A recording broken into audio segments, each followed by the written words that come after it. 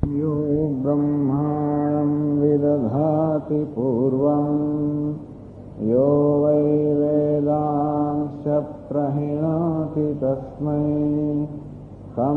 देवमात्मबुद्धिप्रकाशं मुमुक्षुर्वै शरणमहं प्रपद्ये। ॐ शान्ति शान्ति शान्तिः। ॐ नमो ब्रह्मादिभ्यो ब्रह्मविद्या सम्प्रदायकर्तृभ्यो वंशर्षिभ्यो महद्भ्यो नमो गुरुभ्यः। सर्वोपप्लवरहितः प्रज्ञानघनः प्रत्यगर्थो ब्रह्मैवाहमस्मि ब्रह्मैवाहमस्मि। ॐ नारायणं पद्मभवं वसिष्ठं शक्तिं च तत्पुत्रपराम् व्यासं शुकं गौडपदं महान्तं गोविन्दयोगीन्द्रमखास्य शिष्यं श्रीशङ्कराचार्यमखास्य पद्मपादं च हस्तमलकं च शिष्यं तन्तोटकं वार्तिककारमन्यानस्मद्गुरून् सन्ततमानतोऽस्मि। श्रुतिस्मृतिपुराणानाम् आलयं करुणालयं नमामि भगवत्पादं शङ्करं लोकशङ्करं शङ्करं शङ्कराचार्यं बादरायणं सूत्रभाष्यकृतौ वन्दे भगवन्तौ पुनः पुनः। ईश्वरो गुरुरात्मेति मूर्तिभेदविभागिने व्योमवद्व्याप्तदेहाय दक्षिणामूर्तये नमः। ॐ आप्यायन्तु ममाङ्गानि ॐ आप्यायन्तु ममाङ्गानि वाक्प्राणश्चक्षुश्रोत्रमथो बलमिन्द्रियाणि च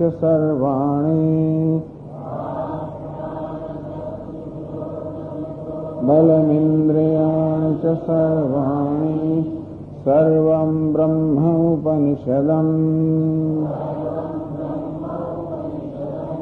माहं ब्रह्म निराकुर्यात् मा ब्रह्म निराकरोत्।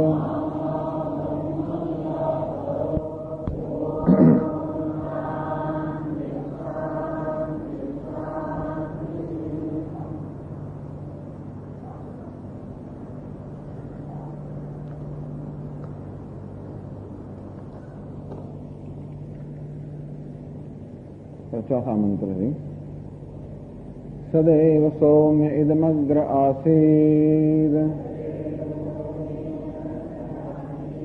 एकमेवाद्वितीयम् सदैक्षत बहुस्यां प्रजायेति तत्तेजो सृजत तत्तेज ऐक्षत बहुस्यां प्रजायेति तदपो सृजत ता आपैक्षन्त बह्व्यस्याम प्रजाये महीति ता अन्नमसृजन्त सेयं देवता ऐक्षत हन्ताहमिमास्तिस्रो देवताः अनेन जीवेनात्मनानुप्रविश्य नामरूपे व्याकरवाणीते यदग्ने रोहितं रूपं तेजसस्तद्रूपं यच्छुक्लं तदपां यत्कृष्णं तदन्नस्य अपागादग्नेरग्नित्वं वाचारम्भणं विकारो नामधेयम् त्रीणि रूपाणीत्येव सत्यम् यद् अविज्ञातमिव अभूत् इति एतासामेव देवतानां समास इति तद्विदां चक्रुः यथा नु खलु सौम्य इमास्तिस्रो देवताः पुरुषं प्राप्य त्रिवृत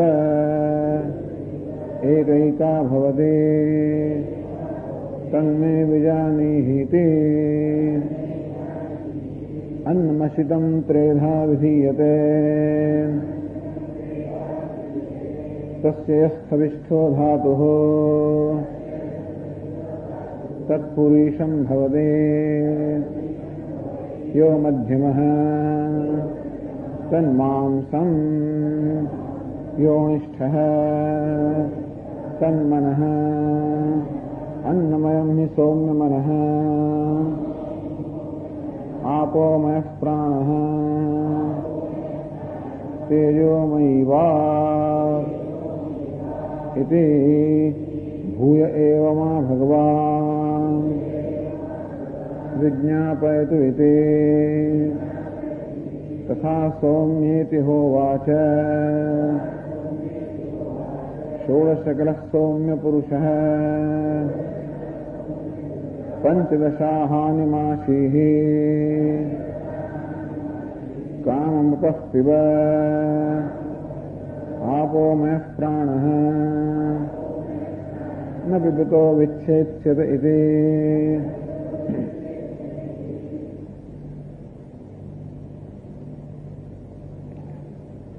येन श्रुतं श्रुतं भवति अमतं मतम् अविज्ञातं विज्ञातमिति એવી પ્રતિજ્ઞા કરવામાં આવે કે જેનું શ્રવણ કરવાથી સર્વનું શ્રવણ થઈ જાય, જેનું મનન કરવાથી સર્વનું મનન થઈ જાય, જેનું જ્ઞાન પ્રાપ્ત કરે સર્વનું જ્ઞાન પ્રાપ્ત થઈ જાય. આમ એકનું જ્ઞાન પ્રાપ્ત કરવાથી સર્વનું જ્ઞાન પ્રાપ્ત થઈ જાય એ પ્રકારની પ્રતિજ્ઞા કરવામાં આવે. એ પ્રતિજ્ઞાના સંદર્ભમાં પછી ઉદ્દાલક મહર્ષિએ પોતાનું પ્રવચન શરૂ કર્યું. સદૈવ સૌમ્ય ઇદમગ્રાસીદ એકમેવા દ્વિતીયમ. હે સૌમ્ય, આ સમગ્ર નામ રૂપાત્મક જગત એના સર્જન પહેલા સત હતું, એક અને અદ્વિતીય સચ્ચિદાનંદ પરમાત્મા હતું. અર્થાત આ નામ રૂપાત્મક જગત સ્થૂળ, સૂક્ષ્મ અને કારણ એ રૂપનું આ જે જગત છે એ સર્વનું સત્ય કેવું છે? એક અદ્વિતીય પરમાત્મા એ જ સર્વનું સત્ય છે, એ જ સર્વનો સાર છે. તો જો એક જ સત્ય હોય અને ઉત્પન્ન થયા પછી પણ આ જગત વાસ્તવમાં એ સચ્ચિદાનંદ પરમાત્મા જ હોય તો પછી એકમાંથી અનેક બન્યું કેવી રીતે? તદૈક્ષત બહુશ્યામ પ્રજાયેતિ. એ પરમાત્માએ ઈક્ષણ કર્યું, સંકલ્પ કર્યો, બહુશ્યામ હું બહુ બની જાઉં, પ્રજાયેતિ હું ઘણા રૂપ ધારણ કરું. તત તેજ અસૃજત અને એને તેજ તત્વનું સર્જન કર્યું. સંકલ્પની સૃષ્ટિ છે. જેવી રીતે સ્વપ્નમાં પણ સૃષ્ટિ સંકલ્પની જ હોય છે અને સ્વપ્નની સૃષ્ટિનું સર્જન કરવા માટે સંકલ્પ વધારે કોઈ બીજા દ્રવ્યની જરૂર નથી પડતી. આમ સ્વપ્નમાં કોઈ હોલની રચના કરવા માટે કે શ્રોતાઓની રચના કરવા માટે જેવી રીતે કોઈ વસ્તુની જરૂર નથી પડતી, કોઈ ખરેખર માણસોની કે દ્રવ્યોની જરૂર નથી પડતી, માત્ર સંકલ્પની જરૂર પડે છે. ત્યારે નક્કર વસ્તુઓ ના જોઈએ, માત્ર સંકલ્પ એ જ પૂરતું છે. સંકલ્પ એ જ પૂરતું દ્રવ્ય છે સમગ્ર સ્વપ્નનું સર્જન કરવા માટે. અને તે જ રીતે અહીં કહે છે તદૈક્ષત, એને ઈક્ષણ કર્યું, અર્થાત આ ઈક્ષણ, આ સંકલ્પ જ આ સમગ્ર જગતનું સર્જન કરવાનો પૂરતો છે. તેજ અસુજત, આ રીતે પોતાના સંકલ્પથી એ પરમાત્માએ તેજ અર્થાત અગ્નિ તત્વનું સર્જન કર્યું. એટલે કે સંકલ્પ માત્રથી એ પરમાત્મા અગ્નિ બની ગયો. તેજ વળી તેજ અથવા અગ્નિ બની ગયેલા પરમાત્માએ વળી સંકલ્પ કર્યો અને જળ તત્વ બની ગયો. એ જળ તત્વ બનેલા પરમાત્માએ વળી સંકલ્પ કર્યો પૃથ્વી તત્વ બની ગયો. સાયમ દેવતા ઈક્ષત, આમ ત્રણ તત્વોનું સર્જન થયું કે પંચમહાભૂતનું સર્જન થયું. પછી આ દેવતાએ વળી સચ્ચિદાનંદ પરમાત્માએ વળી પાછો સંકલ્પ કર્યો, હંતહમ ઇમાસ્તિસ્રો દેવતા અનેન જીવેન આત્મના અનુપ્રવિશ્ય નામરૂપે વ્યાકરવાણીથી. હવે બધા નામરૂપને અભિવ્યક્તિ કરો. પેલા ત્રણ તત્વનું સર્જન તો થઈ ગયું, હવે બધા નામરૂપને અભિવ્યક્તિ કરવું. બસ આવું સંકલ્પ કર્યો અને થઈ ગયો.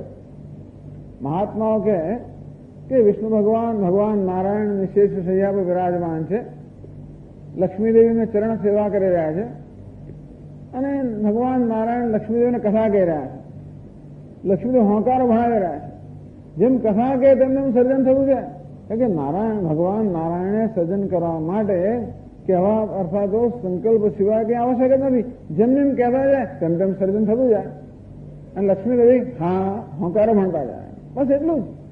અને તે રીતે એ જ દેવતાએ પછી સંકલ્પ કર્યો, વિચાર કર્યો કે હવે આ ત્રણ જે તત્વ થયા, અગ્નિ, જળ અને પૃથ્વી, એમાં પ્રવેશ કરીને અર્થાત એની અંદર અહમ ભાવ ધરાવીને હું આ સરળ નામ રૂપને અભિવ્યક્ત કરું. જેમ તે દિવસે ચર્ચા કરી કે આકાશ જેવી રીતે કહે કે આ ઘડાની અંદર પ્રવેશ કરીને હું અનેક નામ રૂપને અભિવ્યક્તિ કરું. અનેક બધા ઘડાઓ, અનેક બધા પાત્રો હોય, એમાં પ્રવેશ કરીને અર્થાત એમાં અહમ ભાવ ધરાવીને આમ આકાશમાં અભિમાન જન્મે હું ઘટાકાશ છું, પટાકાશ છું, મઠાકાશ છું, કરકાકાશ છું, અનેક બધા છિદ્રો હોય એ દરેકની અંદર અહમ ભાવ ધરાવીને આકાશ અનેક નામ ધારણ કરે. અને તેવી રીતે એ પરમાત્માએ આ ત્રણ તત્વોથી બનેલા અને અસંખ્ય નામરૂપની અંદર અહમ ભાવ ધારણ કરીને અનેક બધા નામરૂપ પોતે ધારણ કર્યા, અભિવ્યક્ત કર્યા. હું દેવદત્ત છું, હું યજ્ઞદત્ત છું, હું સોમદત્ત છું, વગેરે વગેરે.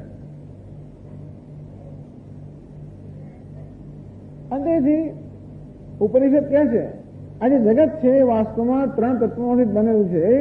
અને તેથી જ્યાં પણ નજર કરીએ ત્યાં આપણને આ ત્રણ તત્વો દેખાય છે. એટલે ઉદ્દાલક ઋષિ શ્વેતકેતુને કહે છે કે હે શ્વેતકેતુ, એ તું જરા જો ક્યાંય પણ નજર કર, જો અગ્નિ તરફ નજર કર. હવે આ જે ત્રણ તત્વો પ્રારંભમાં ઉત્પન્ન થયા એ તો સૂક્ષ્મ હતા. પછી એનું ત્રિવૃત્કરણની વાત કરવામાં આવશે. તો આ રીતે ત્રિવૃત્ત આ ત્રણ બધા દરેક તત્વ ત્રેવડાઈ ગયું. એમ કરીને સ્થૂળમાંથી બધા સૂક્ષ્મ બન્યા, સૂક્ષ્મ મહાભૂત બન્યા. એમાંથી આ સૂક્ષ્મ જગતનું સર્જન થયું, આ સ્થૂળ જગતનું સર્જન થયું. બધા સૂક્ષ્મ તત્વો સ્થૂળ બન્યા, એમાંથી આ સ્થૂળ જગતનું સર્જન થયું. અને તેથી આમાં એ ત્રણ દેવતાઓ જ છે. અગ્નિ, જળ અને પૃથ્વી ત્રણ તત્વો જ છે એ બતાવતા ઉદ્દાલક ઋષિ ઘણી બધી વસ્તુઓનો નિર્દેશ કરે છે. યદગ્ને હે રોહિતમ રૂપમ તેજસસ્તદ્રૂપમ. હે શ્વેતકેતુ, આજે અગ્નિ તરફ નજર કર. જેના પર અગ્નિ કહીએ છીએ શું છે જરા તું બારીકાઈથી જો. એમાં જે લાલ રંગ તને દેખાય છે એ તો તેજ તત્વનો રંગ છે. એમાં જે સફેદ રંગ દેખાય છે એ જળ તત્વનો રંગ છે. એમાં જે કાળો રંગ દેખાય છે એ તો પૃથ્વી તત્વનો છે. અર્થાત જેના પર અગ્નિ કહીએ છીએ પણ આ તેજ, જળ અને પૃથ્વી આ ત્રણ તત્વોથી અન્ય કાંઈ જ નથી. અપાઘાત અગ્નિ હે અગ્નિત્વમ. બસ આ રીતે અગ્નિને જયારે જોવામાં આવે કે ઓહો આ તો તેજ, જળ અને અન્ન આ ત્રણ તત્વો જ છે, તો અગ્નિનું અગ્નિ પણ ઉદય કર્યો. ત્યાં શું બાકી રહ્યું? માત્ર આ ત્રણ તત્વો જ બાકી રહ્યા. જેમ આપણી સમક્ષ છે કોઈ રંગમંચ પર પેલો ભિખારોનો વેશ ભજવતો હોય અને આપણે દર્શાવવામાં આવે કે જો આ ભિખારી બારી ગઈ જો એ તો પેલો અભિનેતા છે. હું જયારે બારી કાઢી ખબર પડે કે ઓહો આ તો વાત બરાબર છે. જોની આંખો, આ ભિખારીની આંખો છે એ કોની આંખો છે? પેલા અભિનેતાની આંખો છે. આ ભિખારીનું નાક જયારે તો કોનું નાક છે? તો અભિનેતાનું નાક છે. જરા ઊંચાઈ જો. કોની ઊંચાઈ છે? અભિનેતાની ઊંચાઈ છે. બસ આ ભિખારો અને ભિખારી પણ જતો રહ્યો, ત્યાં શું રહ્યો? અભિનેતા રહી ગયો. એમાં ભિખારોનો વેશ કાઢી નાખવાની જરૂર નથી. આ વસ્તુ ક્યાં થાય છે? આપણી બુદ્ધિમાં થાય છે. અર્થાત આપણને આંખથી પ્રતીત તો ભિખારીની થતી હોવા છતાં પણ બુદ્ધિમાં દ્રષ્ટિ કઈ આવે કે આ તો અભિનેતા છે. ગઈકાલે ચર્ચા કરી કે આપણે શું જોઈએ છે એના કરતા પણ આપણે જે જોઈએ છે એને કારણે મનમાં શું ખ્યાલ જન્મે છે એ મહત્વનો છે. ભલે મારી આંખો મને નામ રૂપાત્મક જગત દેખાડે, પણ જગતને જયારે જોઉં ત્યારે મારામાં આ ખ્યાલ જન્મે, નારાયણ નારાયણ નારાયણ, સચ્ચિદાનંદ એવો ખ્યાલ જન્મે. બસ કારણ કે વાસ્તવમાં હું જે કંઈ વ્યવહાર કરતો હોઉં, જે કંઈ લાગણી ધરાવતો હોઉં, જે કંઈ સમજતો હોઉં, જે કંઈ માનતો હોઉં, જે કંઈ અનુભવતો હોઉં, આ બધી વસ્તુનો આધાર હું જે જોઉં છું એના પર નહીં, હું જે માનું છું એના પર છે. આ મારી સમક્ષ એ બહુ સારો માણસ હોય અને છતાં એના ચહેરા પર એમ લાગે કે આ તો દુષ્ટ છે, અને ખરેખર દુષ્ટ માણસ એવો હોય અને છતાં એના વર્તન લાગે આ તો સજ્જન છે. આ હું જોઉં છું એ મહત્વ નથી, એ વસ્તુ મારામાં શું ખ્યાલ જન્માવે છે એ મહત્વનું છે. અને તેથી જે કે આપણે અનુભવીએ છીએ આ જગતમાં એના વિશે કયો ખ્યાલ જન્મવો છે? અપાગાદ અગ્નિત્વમ વાચારંભમ વિકારો નામધેયમ ત્રિરૂપાણી તેવ સત્યમ. અને જોવામાં આવે કે અગ્નિ તો ખરેખર આ ત્રણ તત્વોનો જ બનેલો છે. અને ત્યારે અગ્નિ પણ જતો ત્યાં શું રહી ગયા? ઓહો, આ તો ત્રણ તત્વો અગ્નિનું રૂપ લઈને મારી સમક્ષ આવેલા છે. અને શ્વેત કહેતું આજે આદિત્ય સૂર્ય તરફ નજર કર, ત્યાં પણ તને ત્રણ રંગ દેખાશે. તું જાણ તેથી જોઈ શકીશું કે ઓહો, આ ત્રણ તત્વો જ સૂર્યના રૂપમાં, ચંદ્રના રૂપમાં, વીજળીના રૂપમાં, અરે પછી આ બધા રૂપમાં, પશુઓના, પક્ષીઓના, જળ અને ડાંગર જે કંઈ છે બધું. અરે જળ ચેતન જે કંઈ આ જગતમાં છે જયારે બારીકાઈથી જોઈએ ત્યારે ખબર પડે. એવું ક્યારે જોઈ શકાય? જયારે આપણને પેલા નામ કે રૂપ માટે કોઈ મોહ ન હોય ત્યારે. તો જ આપણા નામ રૂપની પાછળનું જે તત્વ છે એ જોઈ શકીએ. જેમ કે પેલા રંગમંચ પર એ કયા વેશમાં આવે છે મહત્વનું ના હોય તો જ પછી વેશ પહેરને કોણ આવ્યું છે એ હું જોઈ શકું. બાકી વેશમાં અટવાઈ જવું તો પછી વેશ પહેરને જે આવ્યો છે એને હું સમજી ના શકું. અને તે રીતે આપણે પણ નામ રૂપમાં અથવા બહારના આકારમાં, બહારના વ્યવહારમાં, બહારની વિશેષતામાં અટવાઈ જઈએ તો પછી આ સર્વ વિશેષતાઓમાં જે નિર્વિશેષ તત્વ છે એને જાણી ના શકીએ.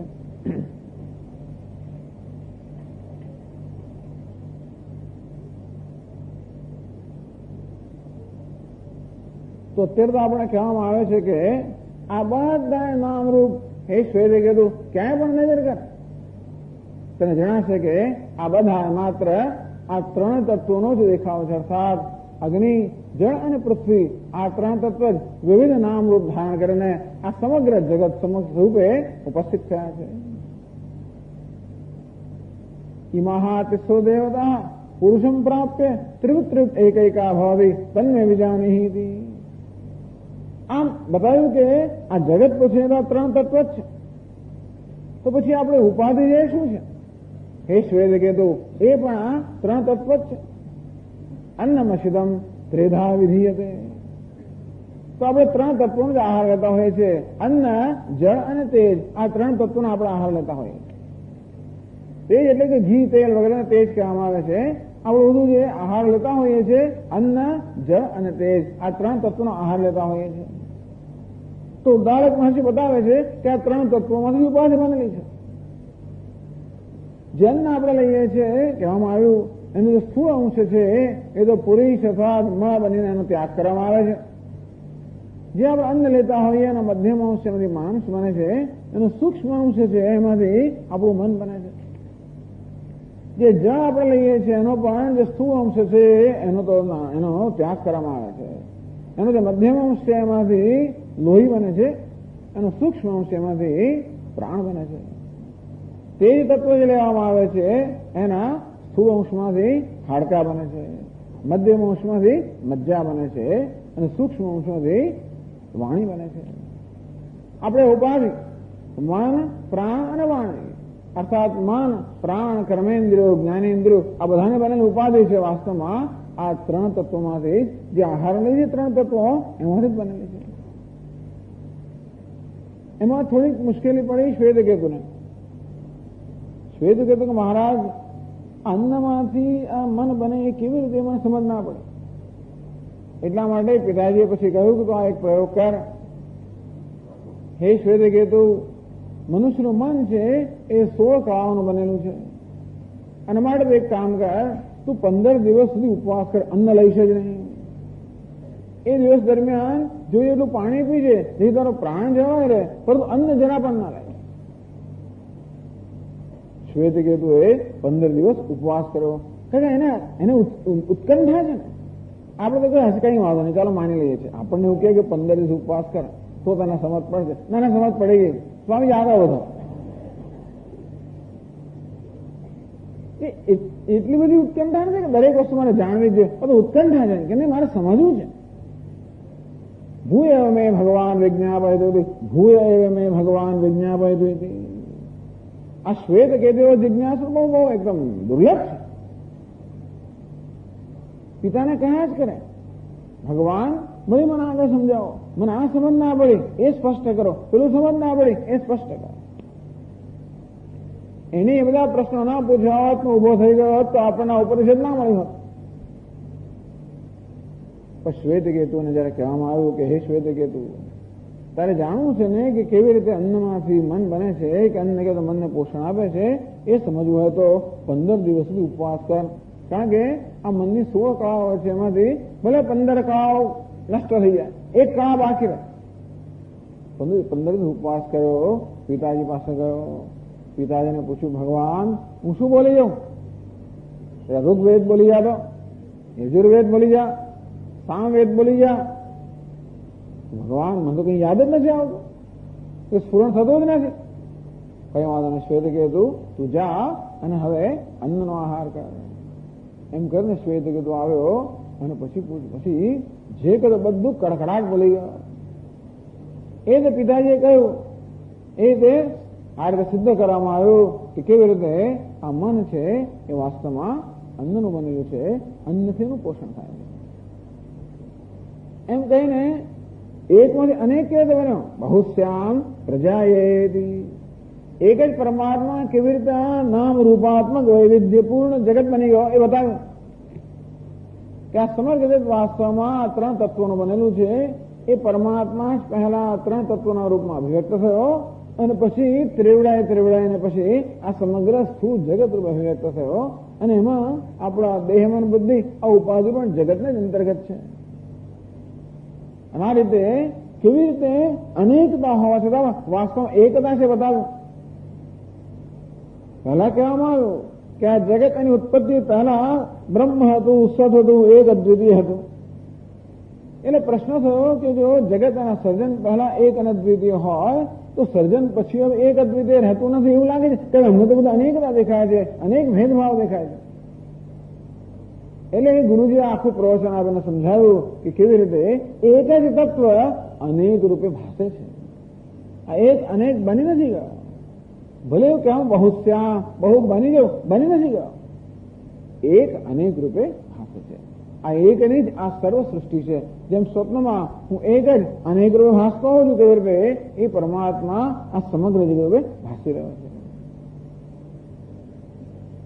તો આ રીતે ઉત્પત્તિ બતાવે. સર્વમ ખલુ ઇદમ બ્રહ્મ તદ જલાનિધિ. આ સર્વ જગત બ્રહ્મ છે. તદ જલાન એનો જન્મ બ્રહ્મમાંથી છે, એની સ્થિતિમાં બ્રહ્મમાં છે, એનો લય પણ બ્રહ્મમાં છે. તો આ જગતનો જન્મ કે તો બ્રહ્મમાંથી બતાવ્યો. એ પણ બતાવવાની જરૂર છે કેવી રીતે આ જગતનો લય પણ બ્રહ્મમાં છે.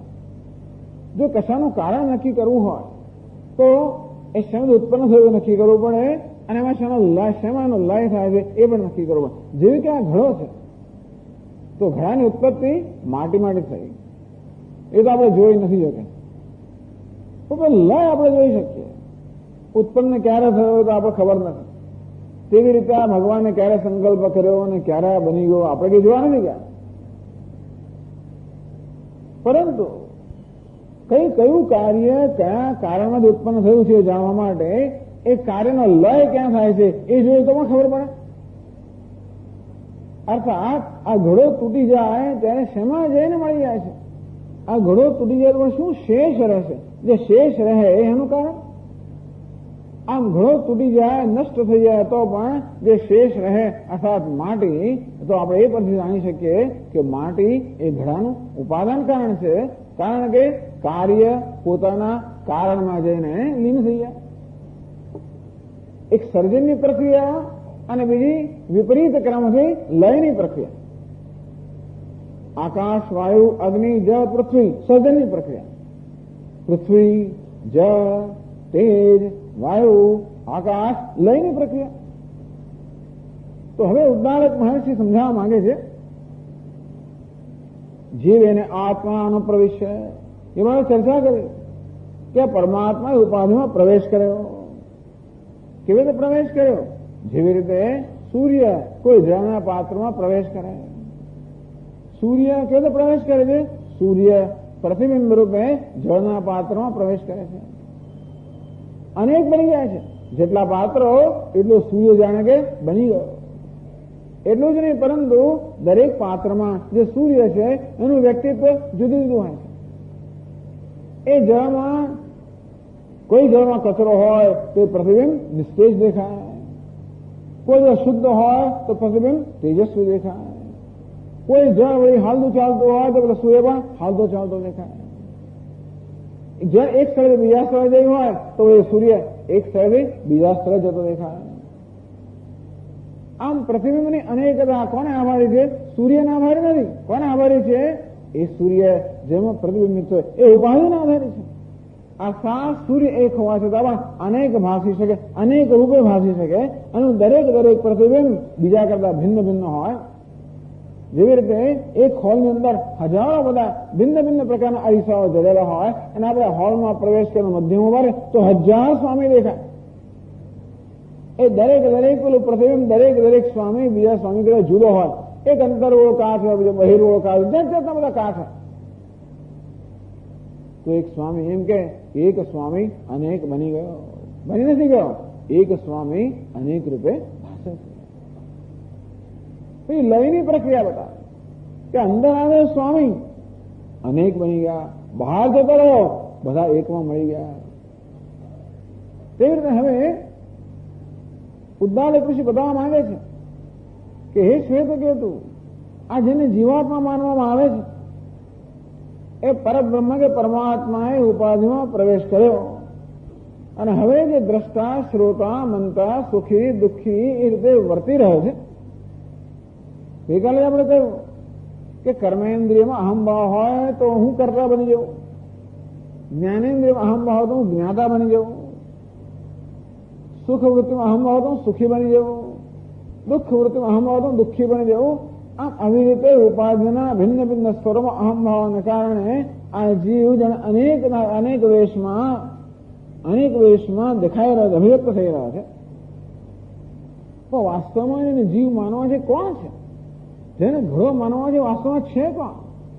એ જાણવા માટે આ ઘડો જો તૂટી જાય તો શેમાં જઈને લીન થઈ જાય છે એ પરથી નક્કી કરી શકીએ કે આ ઘડાનું વાસ્તવિક તત્વ શું છે.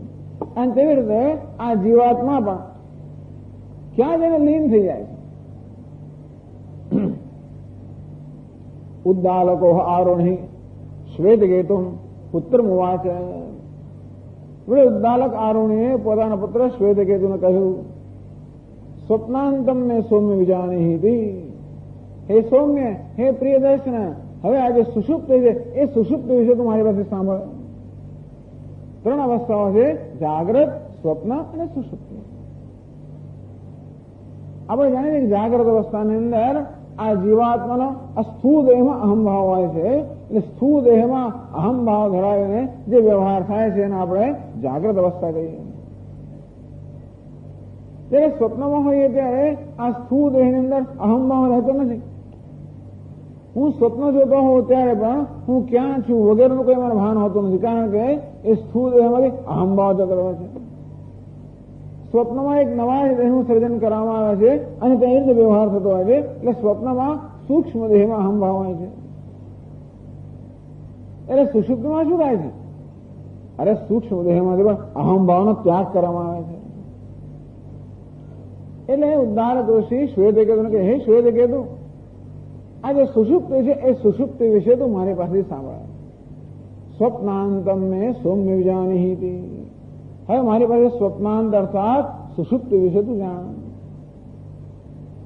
યત્ર એતત પુરુષ સ્વપિત નામ ભવતિ.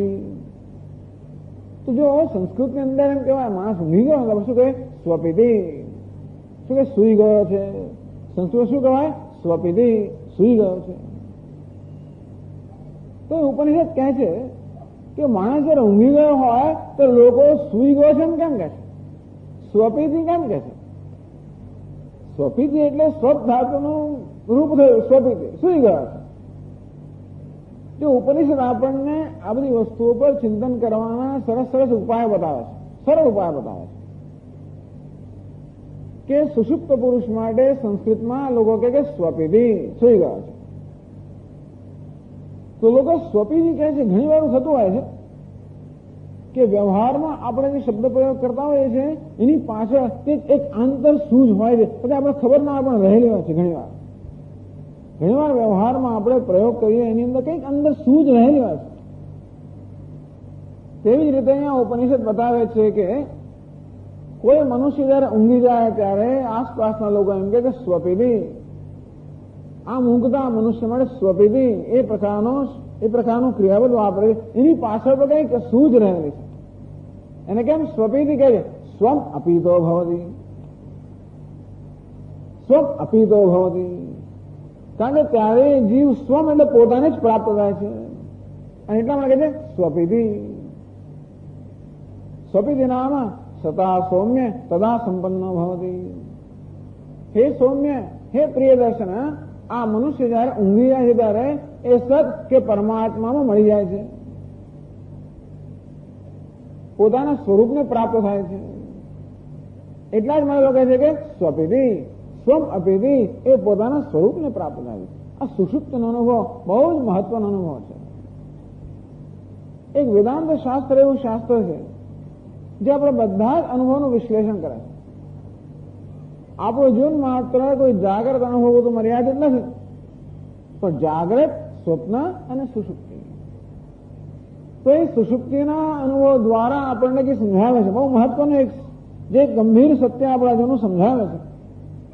સ્વામી રામતીર્થ પણ કહેતા હતા કે જુઓ તો ખરા, બધા લોકો પોતાના જીવનમાં પોતાના વિશે, જગત વિશે જે બધા નિર્ણય બાંધે છે એ નિર્ણય બધા માત્ર જાગ્રત અવસ્થાના અનુભવ પરથી જ નીકળ્યા હોય છે.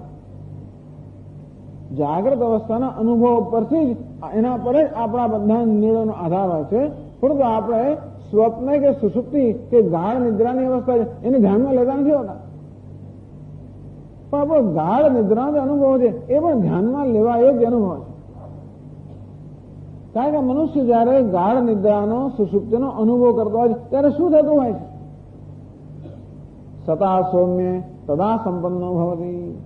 હે સૌમ્ય, ત્યારે એ સતને, સચ્ચિત આનંદ પરમાત્માને પ્રાપ્ત કરે છે. એટલું જ નહીં પણ સ્વમ અપિતિ, સ્વમ અપિતો ભવતિ, એ પોતાના સ્વરૂપને પ્રાપ્ત કરે છે. એક વાર કહે છે કે સચ્ચિદાનંદને પ્રાપ્ત કરે છે અને બીજી વાર કહે છે પોતાના સ્વરૂપને પ્રાપ્ત કરે. એનો અર્થ શું કહ્યો કે સચ્ચિદાનંદ જે પોતાનું સ્વરૂપ છે એને આ જીવાત્મા સુષુપ્તિમાં પ્રાપ્ત કરે છે.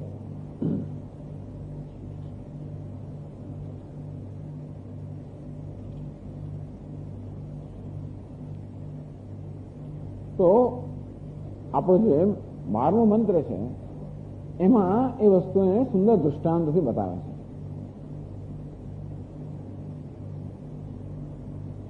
સ યથા શકુનિઃ સૂત્રેણ પ્રબદ્ધઃ દિશમ દિશમ પતિત્વા અન્યત્ર આયતનમ અલબ્ધ્વા બંધનમ એવ ઉપશ્રયતે એવમેવ ખલુ સૌમ્ય તન્મનઃ દિશમ દિશમ પતિત્વા અન્યત્ર આયતનમ અલબ્ધ્વા પ્રાણમેવ ઉપશ્રયતે પ્રાણબંધનમ હિ સૌમ્ય મનઃ ઇતિ.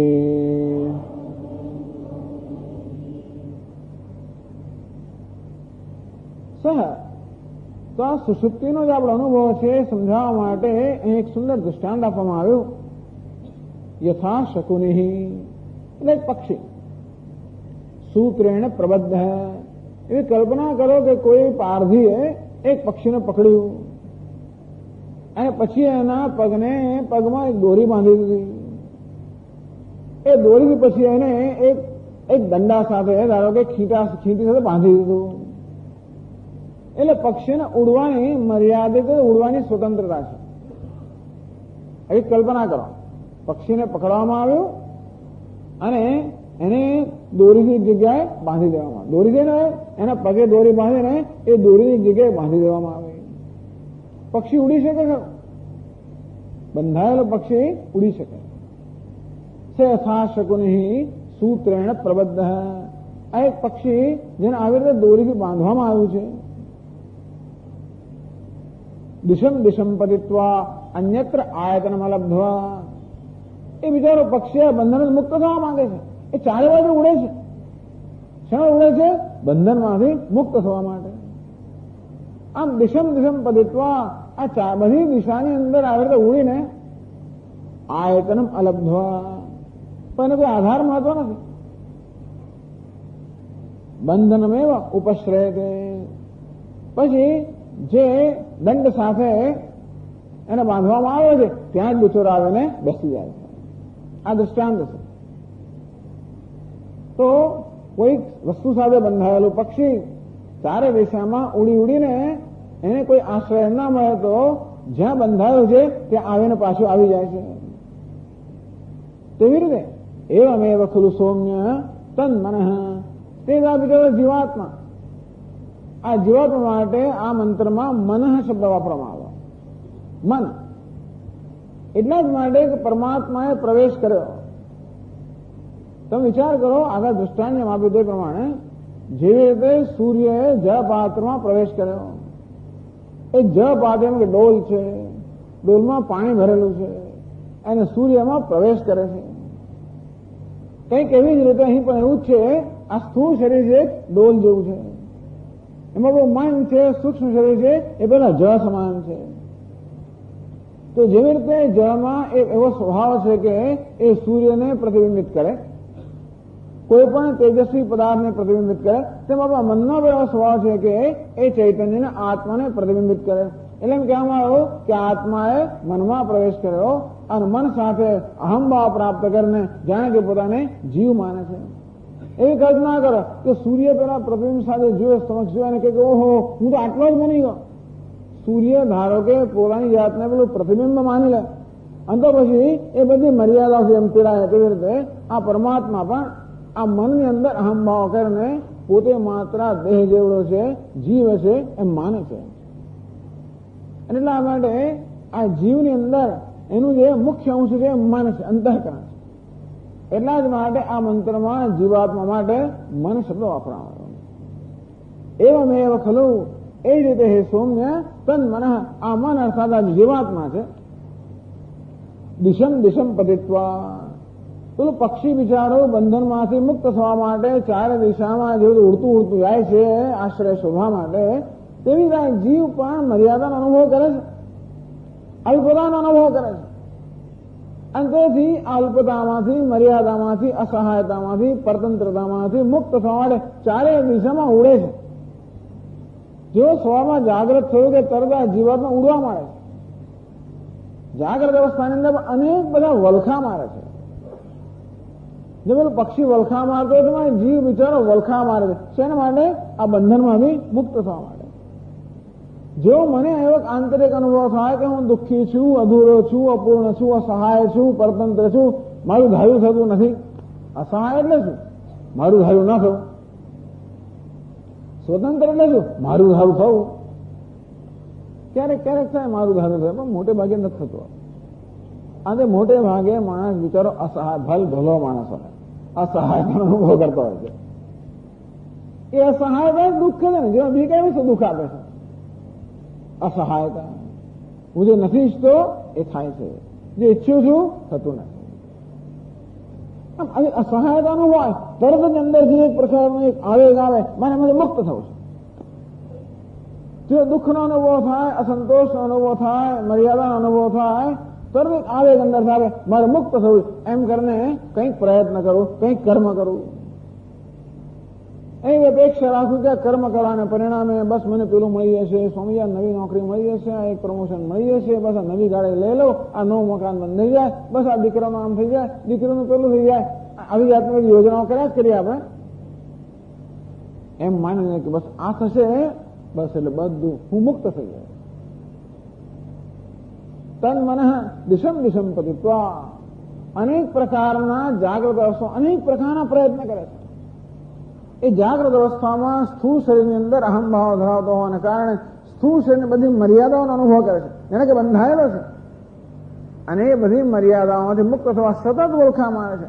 તમે જોજો કે આપણે જે કંઈ કર્મ કરતા હોઈએ, નાનું મોટું કંઈ પણ કરતા હોઈએ, બધાની પાછળ એક જ હેતુ હોય છે, અને તે મુક્ત થવાનો. બીજું કંઈ આપણે ઈચ્છતા નથી. આપણે પ્રવચન સાંભળવા આવે એનો પણ એક જ હેતુ કે કંઈ મુક્ત થઈશું. બીજું કશું નથી. સ્વામી ઘરમાંથી છૂટ્યા. ઘણી વાર કોઈ એક જણે પૂછવામાં કથાકારોને કે ભાઈ તમારી કથામાં તો બધા કેટલા લોકો આવે છે, પણ લોકો આરામથી ઊંઘતા હોય છે. બધા કઈ વાત નહીં કે ઘરમાં એમ ઊંઘ નથી આવતી, તો બોલે અહીં ઊંઘતા. ટૂંકમાં દરેક જે કંઈ કરતા હોય આવીએ તો આપણી પાસે એવો હેતુ હોય કે ચાલો ભાઈ કંઈક આપણે કઈ આશ્વાસન મળશે, કંઈક મળશે, કંઈક બંધનમાંથી મર્યાદા મુક્ત થઈશું.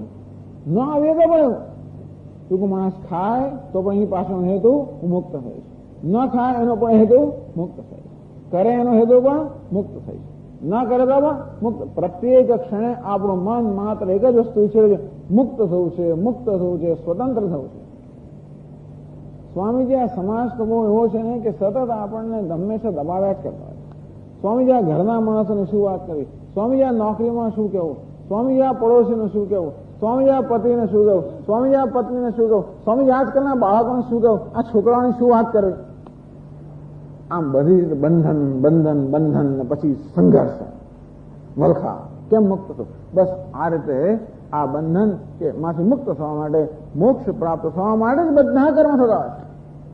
જાગ્રત અવસ્થા દરમિયાન એ જાગ્યો ત્યારે સુઈ જાય ત્યાં સુધી સતત કાંઈ ને કંઈ કર્યા જ કરતો હોય. એક ક્ષણમાં એને જંપ નથી, થાકી ગયો, ઊંઘી ગયો, અને પછી બીજો પ્રયત્ન શરૂ કરશે સ્વપ્નમાં. ચાલો ભાઈ જાગ્રત અવસ્થામાં તો મારી ઈચ્છાઓ પૂરી થાય એમ નથી, અને માટે સ્વપ્નમાં મારા પોતાના સંકલ્પ જગતનું સર્જન કરું, અને જેથી ત્યાં મારે જે ધાર્યું કરી શકું. ડાયાબિટીસ થયો છે જાગ્રત અવસ્થાની અંદર તો કોઈ આપણને પેલા રસગુલ્લા આપે જ નહીં, આપે તો લઈ લે, પાછળ દેખાડીને લઈ લે. બીજા બધાને આપે ને આપણને ના આપે. આઈસ્ક્રીમ કે સ્વામી તમારા માટે નહીં, આ તો બધા માટે છે એવું કહી રહ્યા. એટલે પછી આપણને શું થાય, સ્વપ્નની અંદર પછી બસ આઈસ્ક્રીમ દુકાન જ મારી હોય પછી તો. અર્થાત જે બધી વાસનાઓ જાગ્રત અવસ્થામાં તૃપ્ત રહી ગઈ હોય એ બધી વાસનાઓ પૂરી કરવા માટે આ જીવાત્મા બિચારો પોતાના સંકલ્પથી સ્વપ્નના જગતનું સર્જન કરે, અને ત્યાં થાકી જાય પાછું. આનો આ સંસાર ત્યાં, કારણ કે સ્વપ્નમાં જગતમાં સર્જન કરવાનું પણ કારણ છે આપણા બધા સંસ્કારો. એ પરતંત્રતાના સંસ્કારો જે સ્વપ્નનું સર્જન થાય ત્યાં પરતંત્રતા હોય, અંતે સ્વપ્નમાં બધો વલખા મારે, ત્યાં સુખ દુઃખથી પછી થાકી જાય. આયતનમ અલબ્ધવા, તેમાં કોઈ આશ્રય મળતો નથી. જાગ્રત આશ્રય મળતો નથી. સ્વામી મારું ઘર મારો આશ્રય, હું જેનો આશ્રય પછી બીજા કોઈનો આશ્રય લેતો હોય, એ બધી ત્રીજાનો આશ્રય લેતો હોય, તેથી આશ્રય મળતો જ નથી. સ્વપ્નમાં પણ માણસ થાકી જાય. ત્યાં પણ અહીંયા પણ અહંકાર નામનો બોજ લઈ લઈને ફર્યા કરું છું ને થાકી જાઉં છું. સ્વપ્નમાં બીજો અહંકારનો બોજ લઈને પછી અનેક પ્રયત્ન કરું, ત્યાં પણ થાકી જાઉં. પ્રાણમે એવો ઉપશ્રય, અને છેવટે કોનો આશ્રય લઉં? સુષુપ્તિનો આશ્રય લઉં, અને ત્યાં જઈને બસ નિરાંતનો અનુભવ કરો. આ બૃહદારણ્યક ઉપનિષદમાં આવું સુંદર આવું દૃષ્ટાંત આપવામાં આવે છે. તદથાસ્મિન આકાશે શેનો વા સુપર્ણો વા વિપરિપત્ય શ્રાંત સંહત્ય પક્ષો, કે જેમ કોઈ બાજ પક્ષી કે બીજું પક્ષી હોય, આખો દિવસ બિચારો પોતાના આહાર માટે ચારે બાજુ એને પરિશ્રમ કર્યો હોય, ઉડ્યું હોય, સાંજ પડે થાકી જાય એટલે પછી પોતાની પાંખો ધીમે ધીમે સંકેલીને જે તો પોતાના માળા તરફ માળામાં આવી જાય. સાંજ પડે એટલે પેલા પક્ષીને કશું દેખાય જ નહીં, બસ એને માળો દેખાય. જેમ આપણને પણ સાંજે 5 કે 6 વાગે ઓફિસમાં બીજું કશું ઘર જ દેખાય જ નહીં. જ્યાં આશરો હોય ત્યાં જ આપણે રહેવા ઈચ્છીએ. તો પેલું પક્ષી પણ આખો દિવસ આવી રીતે થાકી ગયું હોય અને છેવટે પોતાના માળામાં આવે, નિરાંત પ્રાપ્ત કરે. તે રીતે જીવાત્મા પણ આ જાગૃતને સ્વપ્ન અવસ્થામાં અનેક પ્રકારના પ્રયત્નો કર્યા પછી થાકી ગયો છે. અયમ પુરુષ એતસ્મિ અંતાય ધાવતિ, દોડે છે. જેમ પેલું પક્ષી પોતાના માળામાં જેવા દોડતું હોય તેવી રીતે પણ આ જીવાત્મા પણ જાગૃતને સ્વપ્નમાં અનેક પ્રકાર અનુભવોથી થાકી જઈને દોડે છે. એતસ્મિ અંતાય ધાવતિ યત્ર સુપ્તો ન કંચન કામમ કામાયતે ન કંચન સ્વપ્નમ પશ્યતિ. જ્યાં પછી કોઈ કામના પણ રહેતી નથી, જ્યાં સ્વપ્ન પણ રહેતું નથી, એ સુષુપ્તિ અવસ્થા છે. એ સુષુપ્તિ અવસ્થા અર્થાત એ પરમ બ્રહ્મ છે, કે પરમાત્મા છે, એને પ્રાપ્ત કારણ એ જેનો આશ્રય છે. અર્થાત જાગૃતને સ્વપ્નમાં કોઈ પ્રકારનો આશ્રય ન મળતા છેવટે આ જીવાત્મા સુષુપ્તિમાં જાય છે. ત્યાં એને આશ્રય થતા સૌમ્ય સંપન્ન ભવતી, અને સુષુપ્તિમાં જાય બસ નિરાંતનો અનુભવ કરે છે. ત્યાં સુધી કે જાગવત નથી માંગતો, એનું ચાલે તો એલાર્મ વાગ્યા જ કરે ને પેલો બંધ કર્યા જ કરે. આમ સુષુપ્તિમાંથી ગાઢ નિદ્રામાંથી આવવામાં પણ આપણી મરજી નથી આવતી. સુષુપ્તિમાં જવા હું તૈયાર જ હોઉં છું. ઊંઘ માટે હંમેશા તૈયાર હોઉં છું. બધી વ્યવસ્થિત તૈયારી કરવામાં આવતી હોય, બરોબર પથારી મારી પાથરેલી હોય, ચાદરમાં બરોબર હોય, તકિયો ઓઢવાનું, પંખો, બધી વસ્તુ પંખાની બની એની ઝડપ બધું વ્યવસ્થિત નક્કી કરેલું હોય, બરોબર તૈયારી કરી હોય, જેથી આ સુષુપ્તિના અનુભવ કે ખલેલ ના પહોંચે. અને બસ જાણે કે હવે એક અત્યંત આનંદપ્રદ અનુભવ લેવા જઈ રહ્યો એ પ્રકારની તૈયારી થતી હોય છે. એ જ બતાવે છે કે આ જીવાત્મા સુષુપ્તિ તો દોડી રહ્યો છે. પ્રાણ એ ઉપાશ્રય છે, એ પ્રાણ અર્થાત પરમ બ્રહ્મનો તે આશ્રય પ્રાપ્ત કરે છે. તેથી સુષુપ્તિ લયની પ્રક્રિયા થઈ, સર્જનની પ્રક્રિયા બતાવી, લયની પ્રક્રિયા બતાવે છે. જાગ્રત અવસ્થામાં મારું સંપૂર્ણ વ્યક્તિત્વ હોય, સ્વપ્ન અવસ્થાની અંદર અડધું વ્યક્તિત્વ હોય, સુષુપ્તિ અવસ્થાની અંદર મારું સંપૂર્ણ વ્યક્તિત્વનો લય થઈ ગયો, અને તે વખતે હું શું બની ગયો? હું બ્રહ્મ બની ગયો. સુષુપ્તિમાં ગાઢ નિદ્રામાં મનુષ્ય જેનો અનુભવ કરે છે, કોનો અનુભવ કરે છે? બ્રહ્મનો, પરમાત્માનો. એ શસ્ય પરમ આનંદ, એ શાસ્ય પરમાગતિ, એ શાસ્ય પરમા મુક્તિ, એ શસ્ય પરમ આનંદ. ઉપનિષદ કહે છે કે આજની પરમ ગતિ છે, આજની પરમ મુક્તિ છે, આજનો પરમ આનંદ છે. અર્થાત સુષુપ્ત મનુષ્ય પરમ આનંદનો અનુભવ કરે. એ પરથી પણ સિદ્ધ થયું કે આ જીવાત્માનું મૂળ સ્વરૂપ શું. મેં કહ્યું એ પ્રમાણે આ જે માટીની કુલડી છે એનું મૂળ સ્વરૂપ શું? આ કુલડી જયારે પોતાના કારણો મળી જાય એનું મૂળ સ્વરૂપ. અંતે રીતે આ જીવાત્મા પણ સુષુપ્તિમાં ક્યાં મળી જાય છે? બ્રહ્મમાં. એ જ બતાવે કે બ્રહ્મ કે પરમાત્મા એનું મૂળ કારણ છે, મૂળ સ્વરૂપ છે.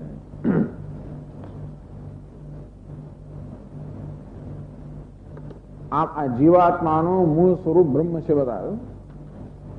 તેવી રીતે સમગ્ર જગતનું મૂળ સ્વરૂપ પણ બ્રહ્મ છે બતાવે છે. વહી ઉદ્દાલક ઋષિ શ્વેતકેતુને કહે છે કે હે શ્વેતકેતુ, તું આ દેહની અંદર જે પ્રક્રિયાઓ ચાલે છે એ વિશે મારી પાસે સાંભળ. આ દેહ પણ 3 તત્વોનો બનેલો છે ને કેવી રીતે? એક અન્ન તત્વ છે, પૃથ્વી તત્વ છે, જળ તત્વ છે અને તેજ તત્વ છે. આ 3 તત્વોનો આ દેહ બનેલો છે. અન્ન આપણે જયારે ખાઈએ ત્યારે જળ પણ જોઈએ, પાણી પીએ ને ત્યારે પછી પેલું અન્ન જે કઠણ હોય ને એ કઠણ અન્નને બરાબર પોષું બનાવે અને પછી એવી રીતે પચે અને એ જે પાણી છે પ્રવાહી છે એ પચેલા અન્નને બધા દેહમાં લઈ જાય અને આ રીતે અન્ન જે છે એ પાણી હોય તો જ અન્ન પચે. પણ નર્યું પાણી પી પી કરીએ તો પણ આપણું શરીર એકદમ ફૂલી જાય અને એટલે ત્યાં સુધી તેજ તત્વ જોઈએ. જે તે અગ્નિ છે ને અગ્નિ પેલા પાણીનું બરોબર શોષણ કરે. એટલે ભૂખ ક્યારે લાગે? ભૂખ લાગવાનું કારણ પાણી છે કે અન્ન આપણે લીધું તો પાણી શું કરતું હોય છે? પાણી પેલા અન્નને બરોબર પોછું કરીને લઈ જાય, પચાવીને લઈ જાય એટલે ભૂખ લાગે. તરસ ક્યારે લાગે? પાણી પીધા પછી પેલો તેજ તત્વ છે એ પેલા પાણીને સૂકવી નાખે એ પછી આપણે તરસ લાગે. આમ ભૂખ અને તરસ પરથી પણ આ ઉદ્દાલક ઋષિ બતાવે છે કે કેવી રીતે આ ત્રણ તત્વથી આ દેહ બનેલો છે. અને પછી આગળ કહે છે 13મા મંત્રમાં,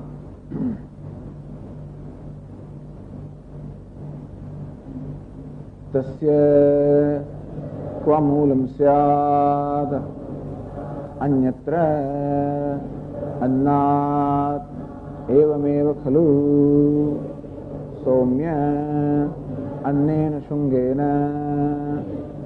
આપો મૂલમન્વિચ્છ અદ્ભિः સૌમ્ય શુંગેન તેજો મૂલમન્વિચ્છ તેજસા સૌમ્ય શુંગેન સન્મૂલમન્વિચ્છ સન્મૂલાઃ સૌમ્ય ઇમા સર્વાઃ પ્રજાઃ સદાયતનાઃ સત્પ્રતિષ્ઠાઃ.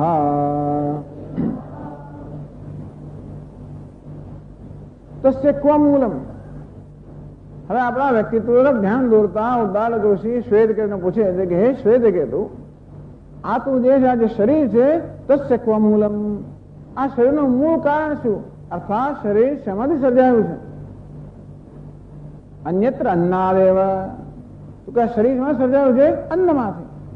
બધા જાણે છે કે ભાઈ અન્નમાંથી આ દેહનું સર્જન થયું છે, અન્ન વડે જેની વૃદ્ધિ છે અને તેથી આ શરીરનું કારણ કયું? તો કે અન્ન. અન્યત્ર અન્નાદેવમેવ સૌમ્ય અન્નેન શુંગેન. તો પહેલા તો કહેવામાં આવ્યું કે આ શરીર જે છે એ શાનું બન્યું છે? અન્નનું. પછી પૂછે છે કે અન્ન જે છે એ અન્ન શેમાંથી સર્જાયું? તો કે જળમાંથી. આપણે જાણીએ છીએ કે આ શરીર અન્નમાંથી સર્જાયું. જેમ ગીતામાં મેં કહ્યું, અન્નાદ ભવંતિ ભૂતાની પર્જન્યાદ અન્ન સંભવ. આ બધા પ્રાણીઓ જે છે, શરીર છે, બધા અન્નમાંથી બનેલા છે. અન્ન શેમાંથી બને? વૃષ્ટિમાંથી, જળમાંથી. જળ શેમાંથી બને ખબર છે? આ વરસાદ પણ ક્યારે આવે? વાદળમાંથી. તો વાદળ ક્યારે બને? વરાળમાંથી. વરાળ કે થાય? તેજમાંથી. એટલે અગ્નિ તત્વમાંથી જળ બન્યું, જળમાંથી અન્ન બન્યું, અન્નમાંથી આ દેહ બન્યો. એટલે કહે છે કે તસ્ય ક્વ મૂલમ, હે શ્વેતકેતુ, આજે તારું શરીર છે એનું મૂળ કયું? એનું કારણ કયું? તો કે અન્ન. એવં ખલુ સૌમ્ય અન્નેન શુંગેન. હવે જયારે અન્ન છે ક્યાંથી આવ્યું? આપઃ મૂલમન્વિચ્છ. હે શ્વેતકેતુ, અન્ન જે છે એનું મૂળ અર્થાત કારણ છે જળ. અદ્ભિઃ સૌમ્ય શુંગેન તેજો મૂલમન્વિચ્છ. આ જળ છે એનું મૂળ અર્થાત કારણ કયું? તો કે તેજ તત્વ. તેજસા સૌમ્ય શુંગેન સન્મૂલમન્વિચ્છ. અને આ તેજ છે હે સૌમ્ય એનું મૂળ કયું? એનું કારણ કયું? તો કે સત. તો પહેલા કહેવામાં આવ્યું કે સતમાંથી તેજ, એમાંથી જળ, એમાંથી પૃથ્વી અને એમાંથી આ ત્રિવૃત્કરણ, એમાંથી આ દેહ બન્યો. હવે વિપરીત ક્રમથી બતાવવામાં આવે છે કે આ દેહ છે, દેહનું કારણ છે તો કે અન્ન, અન્નનું કારણ છે તો કે જળ, જળનું કારણ છે તો કે તેજ, અને તેજનું કારણ કયું? તો કે સત. સન્મૂલાઃ સૌમ્ય ઇમાઃ સર્વાઃ પ્રજાઃ સદાયતનાઃ સત્પ્રતિષ્ઠાઃ. હે સૌમ્ય સન્મૂલાઃ ઇમાઃ પ્રજાઃ. આ રીતે બધી જ પ્રજા, આ બધા જ પ્રાણીઓ, આ બધા જ શરીર છે, વાસ્તવમાં સત એમનું મૂળ છે, સત એમનું કારણ છે. સત આયતનાઃ, એ જયારે છે ત્યારે અસ્તિત્વ ધરાવે ત્યારે પણ એ સતમાં જ પ્રતિષ્ઠિત છે. સત પ્રતિષ્ઠા. અને જયારે એમનો લય થઈ જાય ત્યારે વળી પાછા સતમાં લીન થઈ જાય છે. સદમૂલાહા એમની ઉત્પત્તિ સતમાંથી છે, સદાયતનાહા એમની સ્થિતિ પણ સતમાં છે, સત પ્રતિષ્ઠાહા એમનો લય પણ સતમાં છે. આમ કરીને તો આ વિપરીત ક્રમથી બતાવવામાં આવ્યું કે કેવી રીતે આ સમગ્ર જે જગત જે છે, વ્યક્તિ અને આ સમષ્ટિ, આ બધા જગતનું મૂળ સત છે. બીજી પણ રીતે બતાવે છે, માણસ મૃત્યુ પામતો હોય ને એનું પણ આપણે આમાં લીધું નથી, પણ એમાં કહેવામાં આવે છે. તો આ બધી આપણને ખરેખર સત અર્થાત બ્રહ્મા જગતનું કારણ છે, મૂળ છે, તત્વ છે, એ સમજવા માટેની જુદી પ્રક્રિયા બતાવે છે કે આપણે બેઠા બેઠા ધ્યાન કરી શકીએ કે આ દેહ છે, આ દેહ શેમાંથી બન્યો? તો કે અન્નમાંથી બન્યો. અન્ન શેમાંથી બન્યું? તો કે જળમાંથી. જળ શેમાંથી આવ્યું? તેજમાંથી. અને તેજ શેમાંથી આવ્યું? તો કે સતમાંથી. આ રીતે દેહ પણ જે છે એ પણ આપણને સદ અર્થાત સચ્ચિદાનંદ પરમાત્મા જે સર્વનું મૂળ છે એનું ચિંતન કરવા માટેનો એક આધાર બની જાય.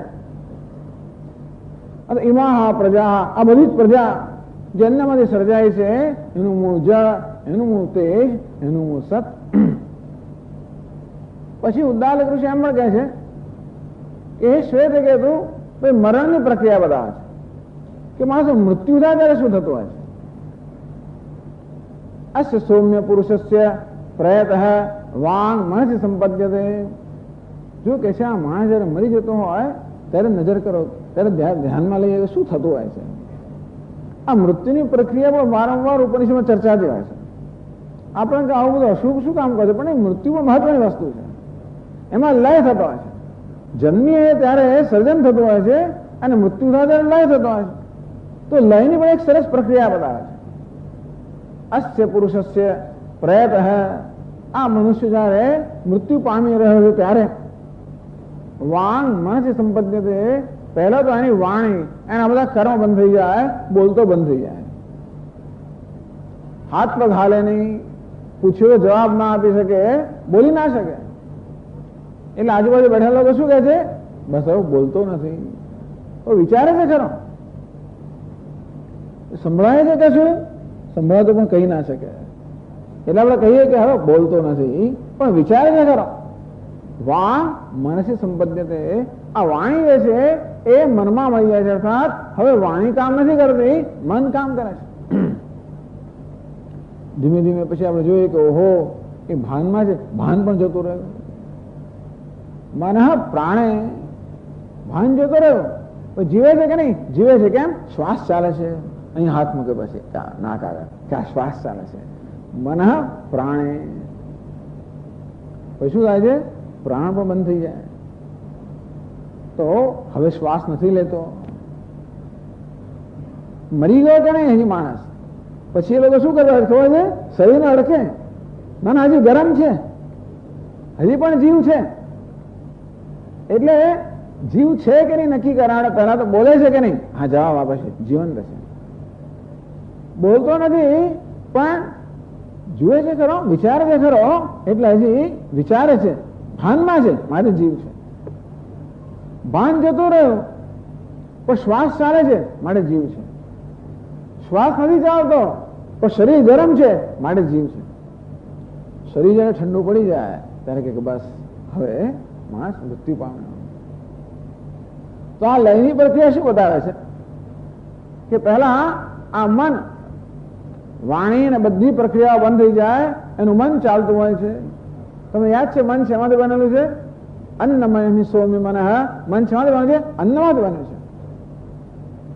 એ મન એટલે કે પછી જે સભાનતા છે, માણસ બેભાન બની જાય તો શું ચાલતું? એનો પ્રાણ. અર્થાત એમ કહેવાય કે મન પ્રાણમાં મળી ગયું. યાદ છે પ્રાણ શેમાંથી બન્યો છે? પ્રાણ જળમાંથી બન્યો છે. આપોમય પ્રાણ. અન્ન શા મળી ગયો? જળમાં મળી ગયો. શ્વાસ પણ ચાલતો બંધ થઈ ગયો. પછી શરીર ગરમ છે એટલે હજી તેજ તત્વ છે, પેલું જળ તત્વ શા મળી ગયો? તેજમાં મળી ગયો. અને પછી શરીર ઠંડુ પડી ગયું. તેજ પરશ્યામ દેવતાયામ, અને આ તેજ તત્વ છે એ શા મળી ગયો? પરમાત્માને મળી ગયો. આ મૃત્યુમાં લયની પ્રક્રિયા બતાવે. તેમ સુષુપ્તિમાં એક લયની પ્રક્રિયા બતાવી, જાગ્રતમાં, સ્વપ્નમાં, સ્વપ્નમાંથી સુષુપ્તિમાં, અને સુષુપ્તિમાં કેવી રીતે આ જીવાત્મા પોતાના મૂળ સ્વરૂપ અર્થાત પરબ્રહ્મને પ્રાપ્ત કરે છે. તે જ રીતે મૃત્યુ સમયે પણ અન્ન છે પ્રાણમાં, પ્રાણ છે તેજમાં, અન્ન છે જળમાં, જળ છે તેજમાં, અને તેજ પરમાત્મામાં મળી જાય છે. અને તેવી રીતે આ રોજ રોજ પ્રલય થાય, આપણે પ્રમાણ મળીએ, મહાપ્રલય એવું જ થતું હોય છે.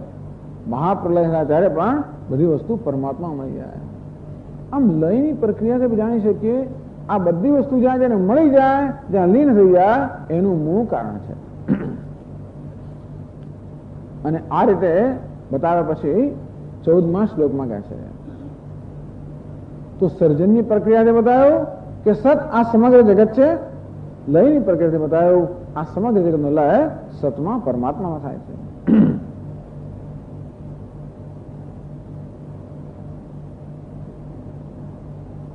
તેથી 14મા મંત્રમાં કહે છે, સ એષ અણિમા ઐતદાત્મવિદમ સર્વમ તત્સત્યમ સ આત્મા તત્વમસી શ્વેતકેતો ઇતિ ભૂય એવ મા ભગવાન વિજ્ઞાપયતુ ઇતિ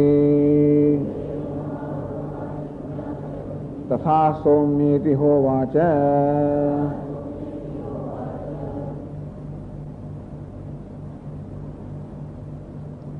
સ એષ અણિમા, સહ એ હે શ્વેત કીધું તે જેમાંથી આ સમગ્ર જગતની ઉત્પત્તિ થઈ, જેણે આ નામ રૂપમાં પ્રવેશ કર્યો, નામ રૂપમાં અહમ ભાવ દર્શાવીને જે આ જીવ રૂપે વ્યવહાર કરી રહ્યો છે, અને એ જીવ રૂપે વ્યવહાર કરતા કરતા પણ જાગ્રતને સ્વપ્ન અવસ્થાની અંદર અનેક પ્રકારના પ્રયત્નો કરીને કોઈ પ્રકારનો આશ્રય ન મળે થાકીને સુષુપ્તિમાં વળી પાછો જે સતમાં આશ્રય લે છે. એ ઉપરાંત એને જીવાત્માનું તો સત એ સ્વરૂપ બતાવ્યું, પણ જીવાત્માની ઉપાધિ છે આ દેહ છે, પણ વાસ્તવમાં અન્ન, અન્ન વળી પાછું જળમાં, જળ વળી પાછું તેજમાં, અને તેજ વળી પાછું પરમ દેવતામાં. અથવા સુષુપ્તિમાં પણ જેવી રીતે આ મન તો પ્રાણમાં, પ્રાણ તો કે તેજમાં, અને તેજ તો પરમ દેવતામાં મળી જાય છે. એ પરમાત્મા સ એષ અણિમા, હે શ્વેત કેતુ એ જ આ સૂક્ષ્મ તત્વ છે. અર્થાત સમગ્ર જગતનું કારણ, આ જીવાત્માનું કારણ, આ સર્વનું મૂળ સ્વરૂપ શું છે? અણિમા, અર્થાત સૂક્ષ્મ તત્વ છે. એને સૂક્ષ્મ કેમ કહ્યું? એટલા જ માટે એ ઇન્દ્રિય ગોચર નથી. એના આપણે સૂક્ષ્મ કહીએ કે વાસ્તવમાં ઇન્દ્રિયથી ના જોઈ શકાય, ઇન્દ્રિયના અનુભવ વિષયને આપણે સ્થૂળ કહેતા હોઈએ છીએ. સૈષ અણિમા, એ પરમાત્મા જેને પોતાના સંકલ્પથી, જે પોતાના સંકલ્પથી આ સમગ્ર જગત રૂપે અભિવ્યક્ત થયો, જે વળી પાછો પોતાના મૂળ કારણમાં લીન થઈ જાય છે. આમ સર્જન લયની પ્રક્રિયાથી જે બતાવવામાં આવ્યું કે જે પરમાત્મા સમગ્રનું મૂળ કારણ છે, એ છે અણિમા. એ શ્વેત કેતુ અણિમા અર્થાત આ સૂક્ષ્મ તત્વ છે. સૂક્ષ્મ અર્થાત એ ઇન્દ્રિય ગોચર નથી. કેમ ઇન્દ્રિય ગોચર નહીં હોય? અર્થાત એ દૃશ્ય નથી. જે કે દૃશ્ય છે આપણા જ્ઞાનનો વિષય છે, એને આપણે અણિમા અથવા સૂક્ષ્મ ના કહીએ, આ ક્યારેય પણ આપણા જ્ઞાનનો વિષય ના બની શકે. કેમ? કેમ આ પરમાત્મા ઇન્દ્રિયોનો વિષય ના બની શકે? કેમ મનનો પણ વિષય ના બની શકે? એટલા જ માટે કે ઇન્દ્રિય અને મનનો પણ જે દ્રષ્ટા છે એ ક્યારે પણ ઇન્દ્રિય કે મનનો વિષય ના બની શકે. અણિમા સૂક્ષ્મ. તો આ સ્થૂળ શરીર જેને સૂક્ષ્મ કહ્યું તો કે અન્ન, કારણ હંમેશા કાર્યથી સૂક્ષ્મ હોય. તો સ્થૂળ શરીરનું કાર્ય કયું? અન્ન. પણ અન્ન સ્થૂળ શરીરથી સૂક્ષ્મ છે. જે સૂક્ષ્મ વ્યાપક પણ હોય. કારણ હંમેશા કાર્ય કરતા સૂક્ષ્મ હોય અને વ્યાપક હોય. જેમ કે આ ઘડો જે સ્થૂળ છે, માટી એના કરતા સૂક્ષ્મ છે અને વ્યાપક છે, કારણ કે અનેક ઘડામાં વ્યાપેલી છે. તો નિયમ છે કે કારણ કાર્ય કરતા સૂક્ષ્મ હોય અને વ્યાપક હોય. તો દેહ કરતા અન્ન સૂક્ષ્મ છે, વ્યાપક છે, અનેક દેહમાં પ્રસરેલું છે. અન્ન કરતા જળ સૂક્ષ્મ છે, વ્યાપક છે, કારણ કે અનેક પ્રકારનું અન્ન સર્જાવે છે. આ જળ કરતા તેજ સૂક્ષ્મ છે, વ્યાપક છે, તે જ કરતા સત ચિત આનંદ આ પરમાત્મા બ્રહ્મ સૂક્ષ્મ છે, વ્યાપક છે. એટલે કહ્યું એ છે અણિમા, એ સર્વથી સૂક્ષ્મ છે, સર્વથી વ્યાપક છે. એ હોવાના કારણે ઇન્દ્રિય મન કે બુદ્ધિના નો દ્રશ્ય અર્થાત નો જ્ઞાન વિષય ન બની શકે. કારણ કે જે દેહ મન ઇન્દ્રિય બુદ્ધિ રૂપી ઉપાધિને નું દ્રષ્ટા છે અને પ્રકાશિત કરનાર છે, એવો આ સૂક્ષ્મ અણિમા અર્થાત સૂક્ષ્મ તત્વ ઐતદાત્મદમ સર્વમ. હે શ્વેત કેતુ, આ સમગ્ર જગતનો આત્મા છે. એતદ આ સત અર્થાત પરમાત્મા એ સમગ્ર જગતનો આત્મા છે. ઐતદાત્મદમ સર્વમ, આ સર્વ જે છે એ બધાનો આત્મા કોણ છે? તો કે પરમાત્મા કે સચ્ચિદાનંદ, આ બધાનો આત્મા છે. આત્મા અર્થાત સારભૂત તત્વ, અને આત્મા કે તત્ સત્યમ. ઐતદાત્મદમ સર્વમ તત્ સત્યમ. પેલું સત છે, સચ્ચિદાનંદ પરમાત્મા છે, એ આ સમગ્ર આત્મા છે. હે શ્વેત કીધું એ સત્ય છે. જે સત છે એ સત્ય છે, અર્થાત સચ્ચિદાનંદ એ જ સત્ય છે. સત્ય કોને કહેવાય? જેનો બાધ ન થઈ શકે એને સત્ય કહેવાય. જેનો બાધ થાય એને સત્ય ના કહેવાય. એની આપણે ચર્ચા કરી પહેલા કે આ ઘડાનું સત્ય શું? તો ઘડામાં એવું કયું તત્વ છે જેનો બાધ ન થાય? કહ્યું તે પ્રમાણે આ ઘડો તૂટી જાય ત્યારે એનું ઘડા પણ નષ્ટ થઈ જાય અને બીજું કઈ સર્જાય એ ઠીકરા સર્જાઈ જાય. એ ઠીકરાને પણ વળી પાછો તોડવામાં આવે તો ત્યાં કાંકરા બની જાય. એ ઠીકરા પણ બાધ થઈ ગયો, ત્યાં કાંકરા આવી ગયા. એને પણ વળી વધારે ને વધારે એને વિભાગ કરવામાં આવે તો ચૂર્ણ બની જાય. પેલા કાંકરા છે એનો પણ બાધ થઈ ગયો તો ચૂર્ણ આવ્યું. આમ એક નામરૂપ નો બાધ થાય તો બીજું નામરૂપ આવ્યા જ. એમ કરતા કરતા આપણે બાધ કર્યા જ કરીએ, વિભાગ કર્યા જ કરીએ, વિભાગ કર્યા જ કરીએ. આમ કારણ પોતાના કાર્ય જે છે એ પોતાના કારણમાં વિભક્ત થાય, કારણની અંદર નિવૃત્ત થાય. એમ કારણમાં નિવૃત્ત કરતા કરતા કરતા જે અંતિમ કારણ હોય કેવું હોય? કોઈ પણ જગ્યા આપણે લઈ, જેમ કે આ વસ્ત્ર, આ વસ્ત્ર કાર્ય છે એનું કારણ કહ્યું તો કે આ બધા આ દોરાઓ સૂતર, આ સૂતરમાં કાર્ય છે એનું વળી કારણ કહ્યું તો કે રૂ પણ કાર્ય છે એનું વળી કારણ કહ્યું તો કે પેલા રેસા પણ કાર્ય એનું કારણ હોય કહ્યું તો કે અણુઓના બધા રેસા બને, અણુ પણ કાર્ય એનું કારણ કહ્યું તો કે પરમાણુ. એમ કરતા કરતા આપણે કાર્યને કારણમાં, એ કાર્યને વળી પોતાના કારણમાં, એ કારણ, કારણ કે એવું છે ને કે દરેક કારણ વળી કશાકનું કાર્ય પણ છે. જેમ સૂતર જે છે આ વસ્તુનું કારણ છે, પણ એ પછી રૂનું કાર્ય છે. રૂ પેલા સૂતરનું કારણ છે પરંતુ એ રેસાનું કાર્ય છે. રેસા વળી પાછા પેલા રૂનું કારણ છે પરંતુ અણુનું કાર્ય છે. એમ દરેક કાર્ય છે, કારણ છે એટલે કાર્ય પણ છે. તેથી દરેક પોતાના કારણમાં નિવૃત્ત થઈ જાય. એમ નિવૃત્ત કરતા કરતા કરતા છેલ્લે ક્યાં જઈને આપણે અટકીએ? જે સર્વનું કારણ હોય અને જેનું કોઈ કારણ ના હોય. આ બધા કારણ ખરા. આજે સૂતર છે કારણ ખરું, પણ એવું કારણ છે જેને પોતાનું પણ કારણ છે. કે હું પુત્ર તો ખરો, હું પિતા તો ખરો, હું કેવો પિતા છું? કોઈનો પુત્ર છું એવો પિતા. મારા પિતા પણ પિતા ખરા, તો એ કેવા પિતા? એવી પાસે કોઈના પુત્ર છે. પિતાને કારણ કહેવાય, પુત્રને કાર્ય કહેવાય. આમ દરેક પિતા કોઈનું પુત્ર તો છે જ. આપણો એવો પિતા પણ મૂળ પિતા કયો? આદિ પિતા કોણ? એ આદિ પિતા એવો હોવો જોઈએ જે કોઈનો પુત્ર ના હોય. એ પણ કોઈનો પુત્ર હોય તો આદિ પહેલો પિતા તો ના જ કહેવાય. તો પહેલો પિતા કેવો હોવો જોઈએ? જે કોઈનો પુત્ર ના હોય. એના પછી શું કહીએ? પિતામહસ્ય જગત, સમગ્ર જગતનું પિતા. નહીં તો પછી એનો પિતા હોય તો જેમ પ્રશ્ન પૂછે કે સ્વામીજી ઈશ્વર આ સમગ્ર જગત સર્જ્યું તો ઈશ્વરને કોણે સર્જ્યો? ઈશ્વરને સર્જનાર પણ કોઈ હોય તો એને આપણે ઈશ્વર કહેવા પડે. ઈશ્વર કોણે કહેવાય?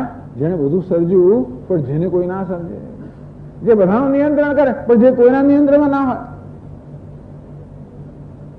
તો મૂળ કારણ કેવું હોવું જોઈએ? મૂળ કારણ એવું હોવું જોઈએ જે બધા કાર્યને સર્જે પણ સ્વયં કાર્ય ના હોય, જેનું પોતાનું કોઈ કારણ ના હોય.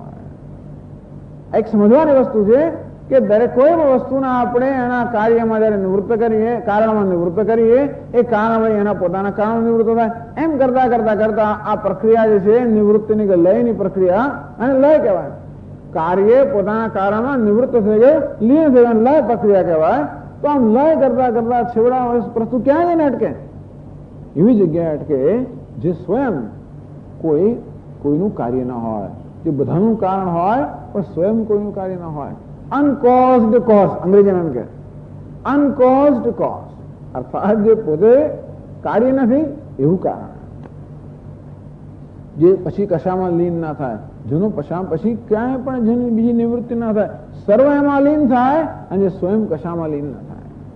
સર્વનો આધાર હોય જે સ્વયં કેવું હોય, એનો કોઈ આધાર ના હોય, સર્વનો આધાર છે એ પોતે કહે છે સ્વયં આશ્રિત છે, એ સ્વયં સિદ્ધ છે. બીજી બધી વસ્તુ એના કારણે છે, એ કોને કારણે છે? સ્વયંને કારણે છે. બીજું બધું એને કારણે ભાષે છે, એ કોને કારણે ભાષે છે? એ સ્વયં ભાષિત છે. બીજી બધી વસ્તુ એને કારણે આનંદિત છે, એ સ્વયં કોને કારણે છે? એ સ્વયં આનંદ સ્વરૂપ છે. બીજી બધી વસ્તુની મહત્તા કોને કારણે છે? એને કારણે. જગતમાં જે કંઈ પણ છે એ કોને કારણે? એ જેને કારણે છે, એ મૂળ કારણ છે. નામ સત્ય, તત્ સત્યમ ઐતદાત્મદમ સર્વમ તત્ સત્યમ. ભગવાન સ આત્મા, એ જે સત્ય છે એ જગતનો આત્મા છે. ભગવાન એ સચ્ચિદાનંદ એ જગતનો આત્મા છે તો બરોબર છે, પણ મને શું?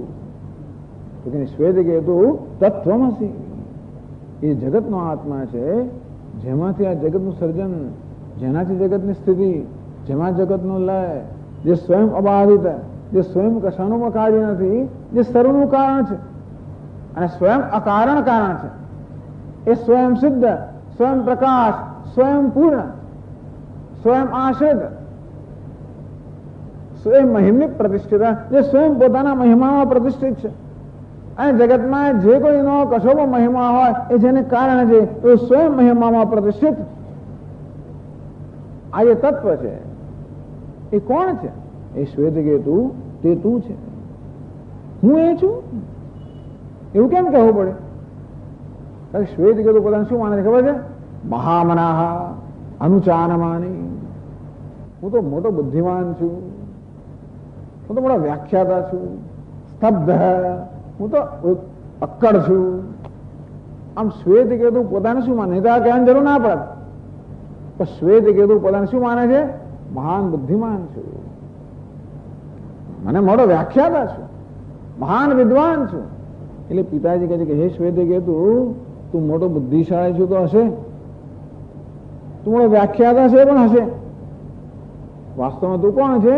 પણ તારા વિશે આજે ખ્યાલ ધરાવે છે એ વાસ્તવમાં બધા ભ્રમ છે. તું વાસ્તવમાં કોણ છે? તત્વમસી, જે સમગ્ર જગતનું કારણ છે, જે સમગ્ર જગતનું સત્ય છે, જે સમગ્ર જગતનું અધિષ્ઠાન છે, જેના પર સમગ્ર નામ રૂપાત્મક જગતનો અધ્યારોપ કરવામાં આવે છે.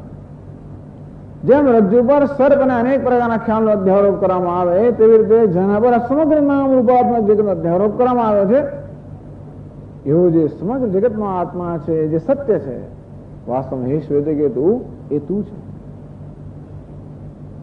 શ્વેતકેતુ વિચારે કે હું કેવી રીતે આ સમગ્ર જગતનો આત્મા હું છું? શ્વેતકેતુ ચિંતન કરે હું કોણ છું? તો જેને શ્વેતકેતુ કહેવામાં આવે છે, જેને હું અને તમે કહેવામાં આવે છે, તો હું અને તમારું વાસ્તવિક તત્વ કયું? આપણે કોણ છીએ? જેમ આપણે પૂછીએ કે આ ઘડો વિચાર કે હું કોણ છું, તો જેનો અબાધિત તત્વ હોય, જેનો ક્યારે પણ બાધ ન થાય, જેનો ક્યારે પણ નાશ ન થાય, એ વાસ્તવમાં ઘડાનું તત્વ છે. તે તો મારા વિષયમાં એવું શું છે જેનો ક્યારે બાધ ન થાય, જેનો ક્યારે પણ નાશ ના થાય, એમાં કોઈ પરિવર્તન ન થાય? કારણ કે હું મારા વિશે વિચાર કરું ત્યારે જણાય છે કે મારામાં સતત પરિવર્તન થયા જ કરતું હોય છે. જુઓ, એક બાજુ આ સમગ્ર જગત છે અને બીજો હું છું. આ જગત દ્રશ્ય છે, હું દ્રષ્ટા છું. આ દ્રશ્ય સતત બદલાયા કરતું હોય છે, પરંતુ આ દૃશ્ય સતત બદલાયા કરતું હોય છે, પરંતુ આ દ્રષ્ટા કેવો છે?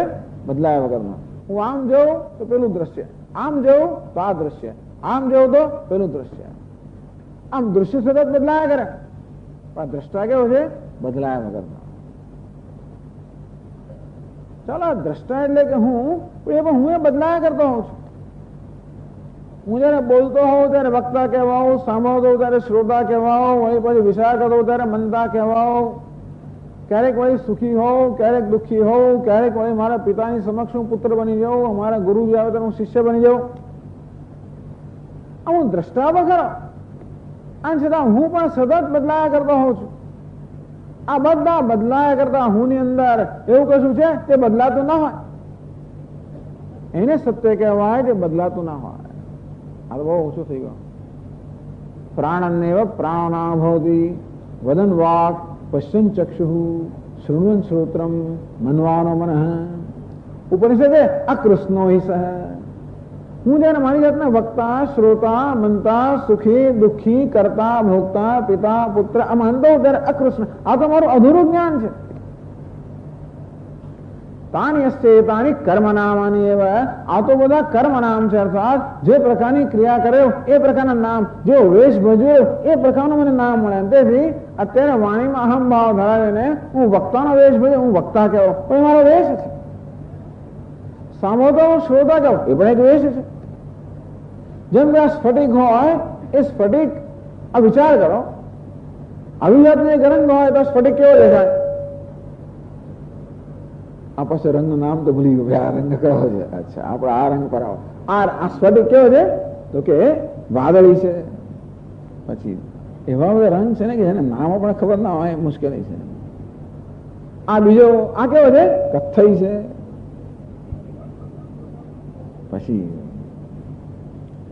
આ ત્રીજો કેવો?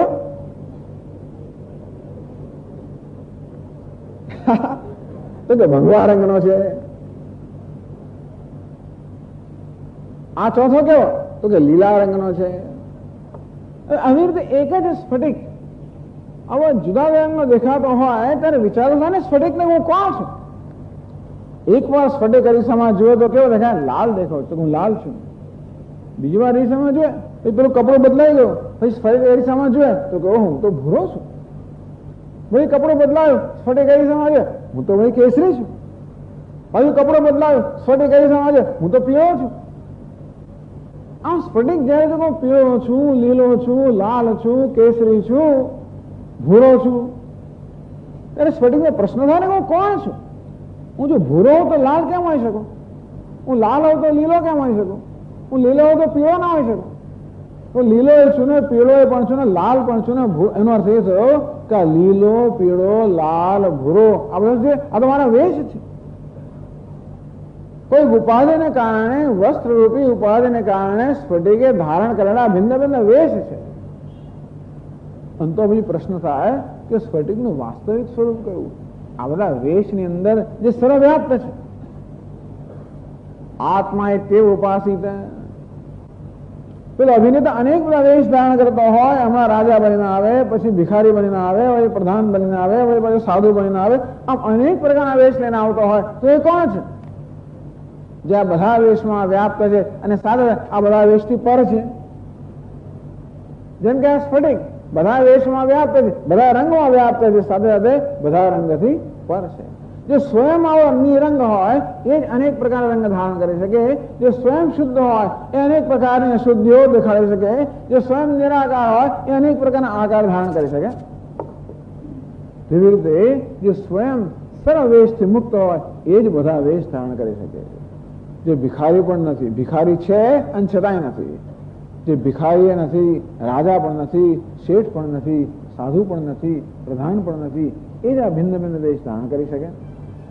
તેવી રીતે હમણાં વક્તા છું, પછી પાછો શ્રોતા, વળી પાછો દ્રષ્ટા, વળી પાછો મનતા, વળી પાછો સુખી, વળી પાછો દુઃખી, વળી પાછો પુત્ર, વળી પાછો પિતા.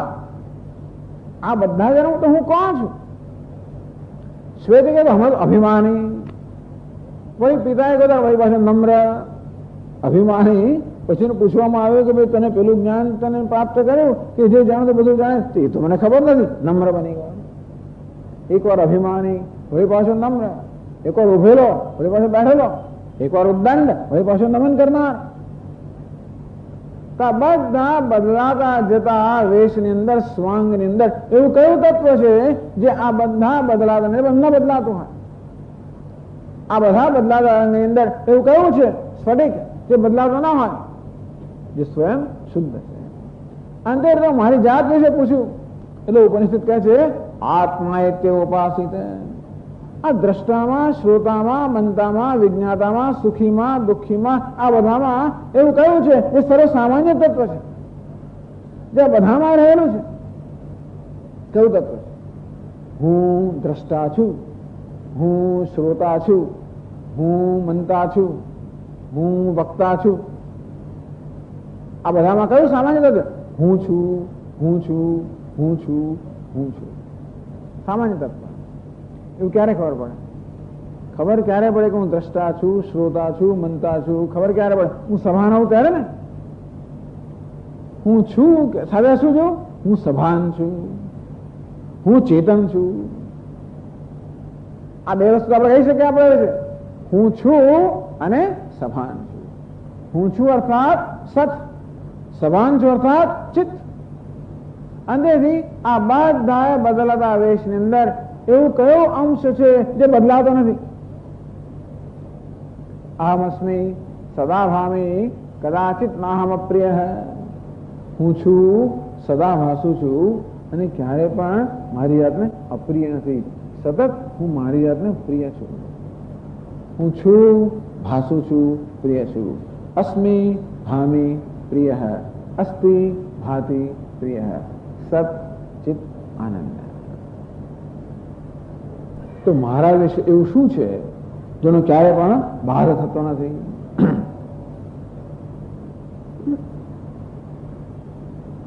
અસ્તિ ભાતિ પ્રિય, સત ચિત બધું જ જતું રહે. આ ઘડાને તોડી ફોડીને ભૂક્કા બોલાવી દે તો એક વસ્તુ ના જાય. શું ના જાય? જેનું સત્ય છે એનું ક્યારે બહાર ના જાય. એ કયું છે? માટી. તે માણસ મરી જાય એટલે જ કહેવામાં આવે કે હું મરી જતો હું નથી રહેતો. અને મરી જવું તો પણ કશુંક તો રહે છે. અન્ન જળમાં મળી ગયું, જળ તેજમાં મળી ગયું, આ તે શા મળી ગયું? સતમાં, ચિત્તમાં, આનંદમાં. અરે હું સુષુપ્ત ઊંઘી ગયો ત્યારે મારું કોઈ અસ્તિત્વ ને ત્યારે શું નષ્ટ થઈ જાઉં? તો કે ના, સુષુપ્તિની અંદર પણ હું ક્યાં જઈને લીન થઈ જાઉં છું? કે સતમાં. એટલા જ માટે સુષુપ્તિમાં નાશ થતો નથી. કારણ કે બીજે જયારે જાગવું ત્યારે હું જે સુઈ ગયો એ જ જાગૃત થયો. સુષુપ્તિમાં પણ છું. સત જે સત હોય ત્યાં ચિત્ત હોવું જ જોઈએ અને ચિત્ત હોય ત્યાં આનંદ હોવો જ જોઈએ. જે સત છે એ ચિત્ત છે, જે ચિત્ત છે એ જ આનંદ છે. અંતેથી મારા વિશે કયું સત્ય? એવું શું છે જેનો ક્યારે બાદ થતો જ નથી? એવું શું છે જેનામાં ક્યારેય પરિવર્તન થતું જ નથી? અસ્તિ ભાતિ પ્રિય, સત ચિત્ત આનંદ. જેને શ્વેત કેતુ કહેવામાં આવે છે એ વાસ્તવમાં શું છે? જેને ઘડો કહેવામાં આવે છે એ વાસ્તવમાં શું છે? માટીએ લીધેલું એક રૂપ. અંતે રીતે જેને શ્વેત કેતુ કહેવામાં આવે છે કોણ? એ શું છે? અસ્તિ ભાતિ પ્રિય લીધેલું એક રૂપ. આ બીજો શ્વેત કેતુ એ કોણ છે? અસ્તિ ભાતિ પ્રિય લીધેલું રૂપ. આ સમગ્ર જગત શું છે? અસ્થિ ભાતિ પ્રિય સચ્ચિત આનંદ લીધેલું રૂપ. ઐતિદાત્મિકમ સર્વમ. હે શ્વેત કેતુ, આ સચ્ચિદાનંદ આ સમગ્ર જગતનો આત્મા છે. તત્ સત્યમ, આ સચ્ચિદાનંદ એ જગતનું સત્ય છે. આત્મા એ જગતનો આત્મા છે. તત્વમસી એ સચ્ચિદાનંદ એ સમગ્ર જગતનો આત્મા છે. હે શ્વેત કેતુ, એ વાસ્તવમાં તું છે. આવું જ્ઞાન પ્રાપ્ત કરવા માટે શેની જરૂર છે? પેલો અભિનેતા પણ ક્યારે એમ જાણે કે ભાઈ ભિખારી હું નથી ને રાજા પણ હું છું ને હું તો પ્રધાન પણ નથી, એવું ક્યારે જાણી શકે? જયારે રાજાનો, ભિખારીનો, પ્રધાનનો બધો વેશ છે, બધો વેશ કાઢી નાખે ત્યારે ખરેખર પોતાની જાત અર્થાત એ વેશમાં એને કોઈ પ્રકારની આસક્તિ તો જ કાઢી નાખે ને વેશ. ભલે રાજા બનીને આવ્યો હોય પણ પછી ગ્રીન રૂમમાં અંદર જાય તો શું કરે? કાઢી નાખે. નહીં તો બહાર આવે તો આપણે લાગે કે ગડબડ છે એનામાં કંઈક થઈ ગયું લાગે છે. એમને એમ બહાર આવે તો પછી આપણે બીજે ક્યાં હોસ્પિટલ લઈ જવું પડે કે ભિખારીનો વેશ ભલે ગયો જઈને કાઢી નાખે. એ વેશ ક્યારે કાઢી નાખાય? વેશમાં કોઈ પ્રકારની આસક્તિ ન હોય ત્યારે. બરાબર છે? કદાચ પેલા અભિનેતાએ કે એવો વેશ લીધો હોય ને બહુ ગમી જાય એવું બને હોય, ગમે તો દેખાવાના પણ પછી એને નવા નવા સરસ પેલા અંદર બહુ સરસ પેલા વીજ લગાવ્યો અને કંઈ પ્લાસ્ટિકનું જાત જાતનું કર્યું અને બહુ સરસ દેખાતો, અંદર ગમે તેવો હોય. બ્યુટી પાર્લરમાં જાય, જાત જાતનું બધું કરે. અહીં હિન્દુસ્તાનમાં એવી બહુ પ્રથા નથી, પણ અમેરિકા બધા પ્રદેશની અંદર તો લોકો ઘણો બધો 2-2, 3-3, 4-4 કલાક સુધી બધું કરીને પછી આપણે અઠવાડિયા સુધી છોડે જ નહીં, પછી કશું અડકે નહીં. ઘણી વાર વેશમાં આસક્તિ થઈ જાય તો પછી આપણે વેશ જ માની લઈએ તો બરોબર છે. તો પછી આપણે કોણ છે ના જાણી શકીએ, પણ આપણે કોણ છે જાણવું હોય તો આટલું જ કરવાની જરૂર છે. જે વેશ છે એ વેશમાં જો કોઈ પ્રકારની આસક્તિ ન હોય તો જ આપણે વેશનો ત્યાગ કરી શકીએ. સ્વામી, વેશનો ત્યાગ કરો એટલે શું? આ શરીરને છોડી દેવું? આ શરીરનો ત્યાગ કરવો એટલે શું? આ વેશનો ત્યાગ કરવો એટલે શું? ત્યાગ કરો અર્થાત એમાંથી અહમ ભાવથી મુક્ત, બીજું કાંઈ નથી. ખરેખર વેશ પહેર્યો હોય તો ત્યાગ કરવાનો સવાલ છે ને. વેશ પહેર્યો કઈ રીતે? આપણે એને પ્રવેશ કર્યો. વેશ અને પ્રવેશ સારી રીતે વેશ પહેરવો, બીજું શું? પ્રવેશ કર્યો. કે આકાશે ઘડામાં પ્રવેશ કર્યો. કેવી રીતે પ્રવેશ કર્યો? આકાશે કહ્યું કે ઘડામાં અહમ ભાવ દર્શક, હું ઘટાકાશ છું. બસ આ ભ્રમનું નામ જ વેશ. એટલે ખરેખર પેલા સચ્ચિદાનંદ કોઈ વેશ નથી પહેર્યો. પેલો અભિનેતો વેશ પહેરતો હશે, પણ આ પરમાત્મા કોઈ વેશ નથી પહેર્યો. માત્ર ભ્રમરૂપી વેશ પહેરેલો છે. અર્થાત આ દેહ મન બુદ્ધિનો જે ઉપાધિ છે એ કઈ મારો વેશ ને એ શું છે? એમાં અહમ ભાવ છે, એ જ માત્ર મારો વેશ છે. આ વેશનો ત્યાગ કરે શું? માત્ર ઉપાધિમાંથી અહમ ભાવનો ત્યાગ કરો. એટલું સારું છે, આશ્વાસન છે. સ્વામી, આ તો વેશનો ત્યાગ કરવા માટે આ શરીર છોડી દેવું પડે?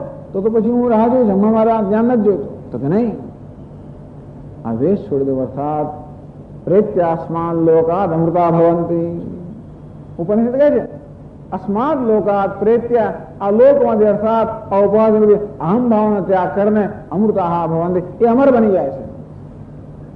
વિમુક્ત છે વિમુચ્યતે, જે વાસ્તવ મુક્ત હતો એ મુક્ત બની જાય છે. આ ઉપદેશ તત્વમ અસી એ બહુ મહત્વનું છે. તે તું છે એ બ્રહ્મ, હે શ્વેત કીધું એ બ્રહ્મ તું છે. એટલે શું? તારે બ્રહ્મ બનવાનું નથી. એક વર્તમાન જે હકીકત છે એ બતાવવામાં આવે છે. જેમ પેલા 10મા છોકરાને કહેવામાં આવે કે તું 10મો સી, તું 10મો છે. તું કેમ કહેવું પડે છે? કારણ કે પોતાની જે 9મો માને છે એટલા માટે. બાકી કે આપણને કહે કે નથી કરતો કોઈ.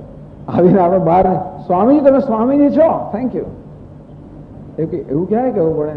કંઈક અહીંયા થઈ ગયું હોય ત્યારે યાદ દેવડા બધું, સ્વામી તમને ખબર છે તમે કોણ છો? કઈ જાય કઈ વ્યવસ્થિત દ્વારા આપણે વર્તન ના હોય, લોકોનું કંઈ વહેમ પડે કે અંદર થઈ ગયું લાગે છે, અને ત્યારે પછી આવીને કહેવું પડે કે સ્વામીજી, જેમ રામચંદ્રજીને કહેવું પડ્યું કે ભગવાન મહારાજ આપ કોણ છો? યાદ છે? રાવણ જોઈને ડરી ગયા છો, રાવણ આટલા બધા ગભરાય, આવું કેમ થઈ ગયું છે? આપ કોણ છો? પછી એમને કહેવું, યાદ દેવડા પડ્યું કે આ તો ભગવાન નારાયણે અવતાર લીધું, એ આપ છો. હનુમાનજીને કહેવું પડે, હનુમાનજી બહુ શક્તિશાળી હતા, પણ એમને એવો બાળપણમાં એક શાપ મળેલો કે એમની શક્તિ જયારે જરૂર પડે ત્યારે ભૂલી જશે. અને તેથી જયારે પેલા સમુદ્રનું ઉલ્લંઘન કરવાનો સમય આવ્યો ત્યારે બધા લોકો વાટાઘાટો કરતા હતા. એક જણે કહે કે હું તો 25 યોજન સુધી કૂદી શકું, ને બીજો કે હું 50 યોજન કૂદી શકું, ને ત્રીજો કે 100 યોજન કૂદું, પાછો ના આવાય. ત્યારે જાંબવાને હનુમાનજીને કહેવું પડે કે હનુમાન, યાદ છે ભાઈ, તું કૂદી શકે એમ છે, આ 100 યોજન તું કૂદી શકે એમ છે, અને પાછો આવી શકે એમ છે, ખરેખર? તો કે હા. એનું પોતાની શક્તિનું ભાન થયું. જેમ પેલા ઘેટાને કહેવામાં આવે, ઘેટાને કહેવામાં આવે, સિંહને કહેવામાં આવે. સિંહનું બચ્ચું ઘેટાઓ સાથે ઉછર્યું અને બસ રોજ ઘેટાની જેમ દૂધ પીએ, અને એને હું ઘેટું છું. એક દિવસ ખરો સિંહ આવે ને ઘેટાનું ટોળું સિંહને જોઈને ભાગવા માંડ્યું, એની જોડે આ ઘેટો ભાગવા માંડે. પેલા સિંહને જો કહે, આ સિંહનું બચ્ચું મને જોડે કેમ ભાગે છે? એને કઈ વિચિત્ર લાગે. દોડીને એને જ પકડ્યું, બીજા બધા ઘેટા હતા એને પકડ્યું. બે મને છોડી દો, બેને કરવા લાગે. પેલો સિંહ કે શું તું કરે? બે મેં તું કરે? તો કે હા. તું કોણ છે? હું ઘેટું છું, મને છોડો. તું ઘેટું છે? તો કે હા. ચાલ મારી સાથે. લઈ જવામાં આવ્યો. ત્યાં તળાવ હતું. અંદર નજર કર, તને શું દેખાય છે? તો કે હું મારી જાતને જોઉં છું. ત્યારે મારી સામે નજર કર.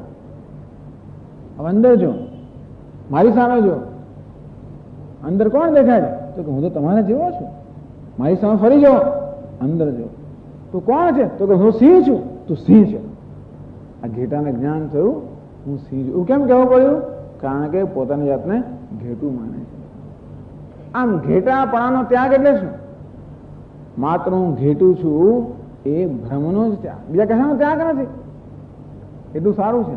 ત્યાગ એ નહીં કે અમૃતત્વમાં શું, આ ત્યાગથી જ કેટલાય મહાપુરુષે અમૃતત્વને પ્રાપ્ત કર્યું. શેનો ત્યાગ? સ્વામી વેદાંત શાસ્ત્ર ત્યાગ ત્યાગની વાત કરે. શેનો ત્યાગ? માત્ર ભ્રમનો જ ત્યાગ. કોઈ ખરેખર આપણી ઉપયોગી વસ્તુનો ત્યાગ કરવાનો કોઈ કહેતું જ નથી, જે માત્ર બોજરૂપ છે, જે બધા દુઃખનું કારણ છે.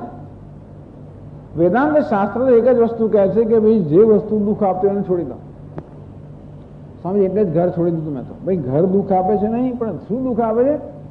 માત્ર ભ્રમ દુઃખ આપે, બીજી કોઈ વસ્તુ દુઃખ આપતી નથી. એ દુઃખ આપે છે એ પણ ભ્રમ છે. કોઈક મને દુઃખ આપે છે એ પણ ભ્રમ છે. વાસ્તવ એક જ વસ્તુ દુઃખ આપે છે. કઈ? આ ભ્રમ. હું જીવ છું, હું દેહ છું, હું મર્ત્ય છું, હું અલ્પ છું, અસહાય છું, ઉપાધિ છું, મર્યાદિત છું. બસ હું શ્વેત કેતુ છું. એ શ્વેત કેતુ, તું શ્વેત કેતુ પણ છોડી દે. અર્થાત હું શ્વેત કેતુ છું એ ભ્રમ છોડી દે. ત્વમ દશમોસી, હું નવમો છું એ ભ્રમ છોડી દે. ત્વમ દશમોસી અર્થાત તું દશમો છે જ. એ શ્વેત કેતુ બ્રહ્મ છે જ. અર્થાત કોઈ બ્રહ્મ બનવાનું નથી, પૂર્ણ બનવાનું નથી. વાસ્તવમાં સર્વ પ્રત્યેક વ્યક્તિ બ્રહ્મ છે. અને આપણે શું કરવાનું છે? માત્ર આપણા વિશેની જે આ વાસ્તવિકતા છે, સત્ય છે, એ માત્ર આપણે એને એમાં પ્રતિષ્ઠિત થવાનું છે. એનો એક નિશ્ચય જ કરવાનો છે. આ નિશ્ચય જ બદલાવાની જરૂર છે, બીજું કઈ બદલવાની જરૂર નથી. જેવો નિશ્ચય તેવો હું. અત્યારે મારો નિશ્ચય છે કે હું વક્તા છું, એટલે આરામથી અહીં બેસી ગયો છું. તમારો નિશ્ચય છે હું શ્રોતા છું, માટે તમે ડાયડ અમારે થઈને ત્યાં બેસી ગયા. Pin drop silence. ખુશ છો આપણા? Pin drop silence. કેમ? બસ એવો નિશ્ચય છે કે આપણે શ્રોતા છીએ. પછી એક વાર આ પ્રવચન પૂરું થયું, એ નિશ્ચય બદલાઈ ગયો એટલે બધા શ્રોતાઓ શું બની છે? બધા વક્તા બની જશે. પછી પેલું પિન ડ્રોપ સાયલન્સ જોવા જેવો છે. પછી ત્યાં શું હોય છે? પછી શાક માર્કેટ છે કે શું છે ખબર ના પડે આપણને. કોઈ વખત હું કોણ છું? જેવો મારો નિશ્ચય તેવો હું. હું ઘેટું છું તો ઘેટું છું, સિંહ છું તો સિંહ છું. નિશ્ચયનો અર્થ નહીં કે ખાલી ઘોષણા કરવી, એનો નિશ્ચય નથી કહેવામાં આવતો. નિશ્ચય અર્થાત જે અત્યારે એક આંતરિક અપરોક્ષ નિશ્ચય. અને એને માટે એક જ વસ્તુની જરૂર છે, માત્ર આ ભ્રમનો ત્યાગ. પેલું ઘેટું એમ નિશ્ચય કરે કે હું સિંહ છું એ ના ચાલે, કારણ કે સિંહ નથી. સિંહ એવો નિશ્ચય કરે કે હું સિંહ છું તો જ ચાલે. હું બ્રહ્મ ના હોત ને બૂમ કરતો હોત કે બ્રહ્મ છું એનો કઈ અર્થ નથી. હે શ્વેત કહેતો તત્વ નથી. શ્વેત કહેતો હે શ્વેત કહેતું તું તત્વ, તું બ્રહ્મ છે. તત્વ એટલે કે બ્રહ્મ, તે બ્રહ્મ તું છે. અને માટે આ અભિમાન છોડી દે. હું શ્વેત કહેતું છું, હું આ મનુષ્ય છું, હું આ ઉપાધિ છું. બસ માત્ર અભિમાન એ છોડવાની જરૂર છે. આ અભિમાન પણ નાના બનાવે છે. અભિમાન કોને કહેવાય? માન એટલે માપવું. આપણે આપણી જાતને માપી રહીએ. આપણે બ્રહ્મ જે અમાપ છે, જયારે પોતાને માપે, કેટલું માપે? આ દેહ જેવડો બની જાય એને શું કહે? અભિમાન. એમનો અભિમાન આપણે મોટા, અભિમાન આપણે નાના બનાવે છે. વાસ્તવમાં કોણ છે? આપણે અમાપ જ છીએ. અપ્રમેય, અપ્રમેય. અપ્રમેય કેવો બની ગયો? બિચારો નાનકડો બની ગયો. બસ આટલી જ જરૂર છે. આ ભ્રમનો ત્યાગ કરવાની, અર્થાત ઉપાધિમાં જે અહમ ભાવ છે, એમાં જે આસક્તિ છે એનો ત્યાગ કરવાનો. બહુ મોટો ત્યાગ છે. આ જ ખરો ત્યાગ છે. તો ભાઈ આ તો હું ના છોડું, આમ તો ના થાય. તો આપણે છે ને વળગેલા છે આ દેહને, મન બુદ્ધિને, ઉપાધિને. એટલા જ માટે આ જ્ઞાન પ્રાપ્ત કરવા માટે એક જ વસ્તુની જરૂર છે, આસક્તિનો ત્યાગ. એને જ વૈરાગ્ય કહેવામાં આવે છે, એને જ અનાસક્તિ કહેવામાં આવે છે, એને જ ત્યાગ કહેવામાં આવે છે. હે શ્વેત કે તું ત્વમ તત અસી, તું વાસ્તવમાં બ્રહ્મ છે. બ્રહ્મ બનવાનું નથી, તું બ્રહ્મ છે. તું તારા વિશે વિચાર કર. કે વક્તા, શ્રોતા, મંતા, જ્ઞાતા, વિજ્ઞાતા આ બધા વેશની અંદર એવું કયું છે તત્વ કે એવું કયું છે જે અંશ છે આ સર્વ વેશમાં વ્યાપ્ત છે? બધા વેશ બદલાય કરે પણ છે બદલાતો નથી. વ્યાવૃત્તા અનુવર્તમાનમ, જેમાં ઘડો આવે, કોડિયું આવે, કૂજો આવે, અનેક બધા પાત્રો આવે. આ એક એક ઘડો હોય ત્યાં કૂજો ના હોય, કૂજો હોય ત્યાં કોડી ના હોય, પણ બધા પાત્રો એકબીજાનાથી બદલાયા કરે. પણ એ કઈ વસ્તુ બદલાતા નથી? તો કે માટી. ત્યાં વક્તા, શ્રોતા, મંતા, વિજ્ઞાતા, વક્તા તો શ્રોતાના હોય, શ્રોતા હોય તો મંતાના, આ બધા બદલાતા જતા આ મારા વેશ છે. એમાં એવું કયું તત્વ, કયો અંશ છે જે બદલાતો નથી, જે ખસાઈ ન શકાય, જેનો બાદ ન થઈ શકે? અહમસ્મી સદાભામી કદાચિત નાહમ પ્રિય, હું છું, ભાસું છું, સતત પ્રિય છું. આજ મારું વાસ્તવિક સ્વરૂપ છે. તત્વમસી શ્વેત કીધું તે તારું વાસ્તવિક સ્વરૂપ છે. અર્થાત તું જે છે એ તું કોઈ સામાન્ય નથી, તું તો સમગ્ર જગતનો આત્મા છે, સર્વનો આત્મા છે, સમગ્ર જગતનું અધિષ્ઠાન છે. એમ તો કહેવાનું તત્ તે તત્ ઐક્ષત, એ પરમાત્માએ વિચાર કર્યો, સંકલ્પ કર્યો. એ પરમાત્મા કોણ છે વાસ્તવમાં? હે શ્વેત કીધું તું જે છે જેના સંકલ્પ માત્રથી આ સમગ્ર જગત સર્જાયું, જે સમગ્ર જગતનું અધિષ્ઠાન છે, સત્ય છે. આ રીતે આ પરમ ઉપદેશ શ્વેત કેતુને કરવામાં, આ ઉપદેશ માટે જ આખા પ્રવચનનો પ્રારંભ થયો. શ્વેત કેતુ સમજ્યો તો કંઈક પ્રશ્ન રહી ગયો. હે ભગવાનજી, મારામાં એક પ્રશ્ન ઉઠે છે, આપણે કહ્યું એ પ્રમાણે એ પ્રશ્નનું નિરાકરણ કરો. તથા સૌમ્યથી હોવા છે.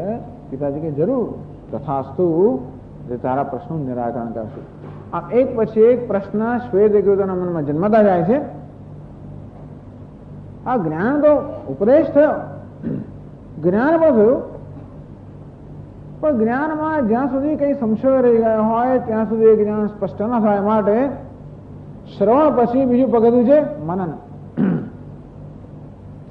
જ્યાં મનમાં જે કઈ સંશયો જન્મતા હોય બધા સંશયોનું તર્કથી, બુદ્ધિથી, અનુકૂળ તર્કથી નિરાકરણ કરવું, એ પ્રક્રિયાને મનન કહેવામાં આવે છે.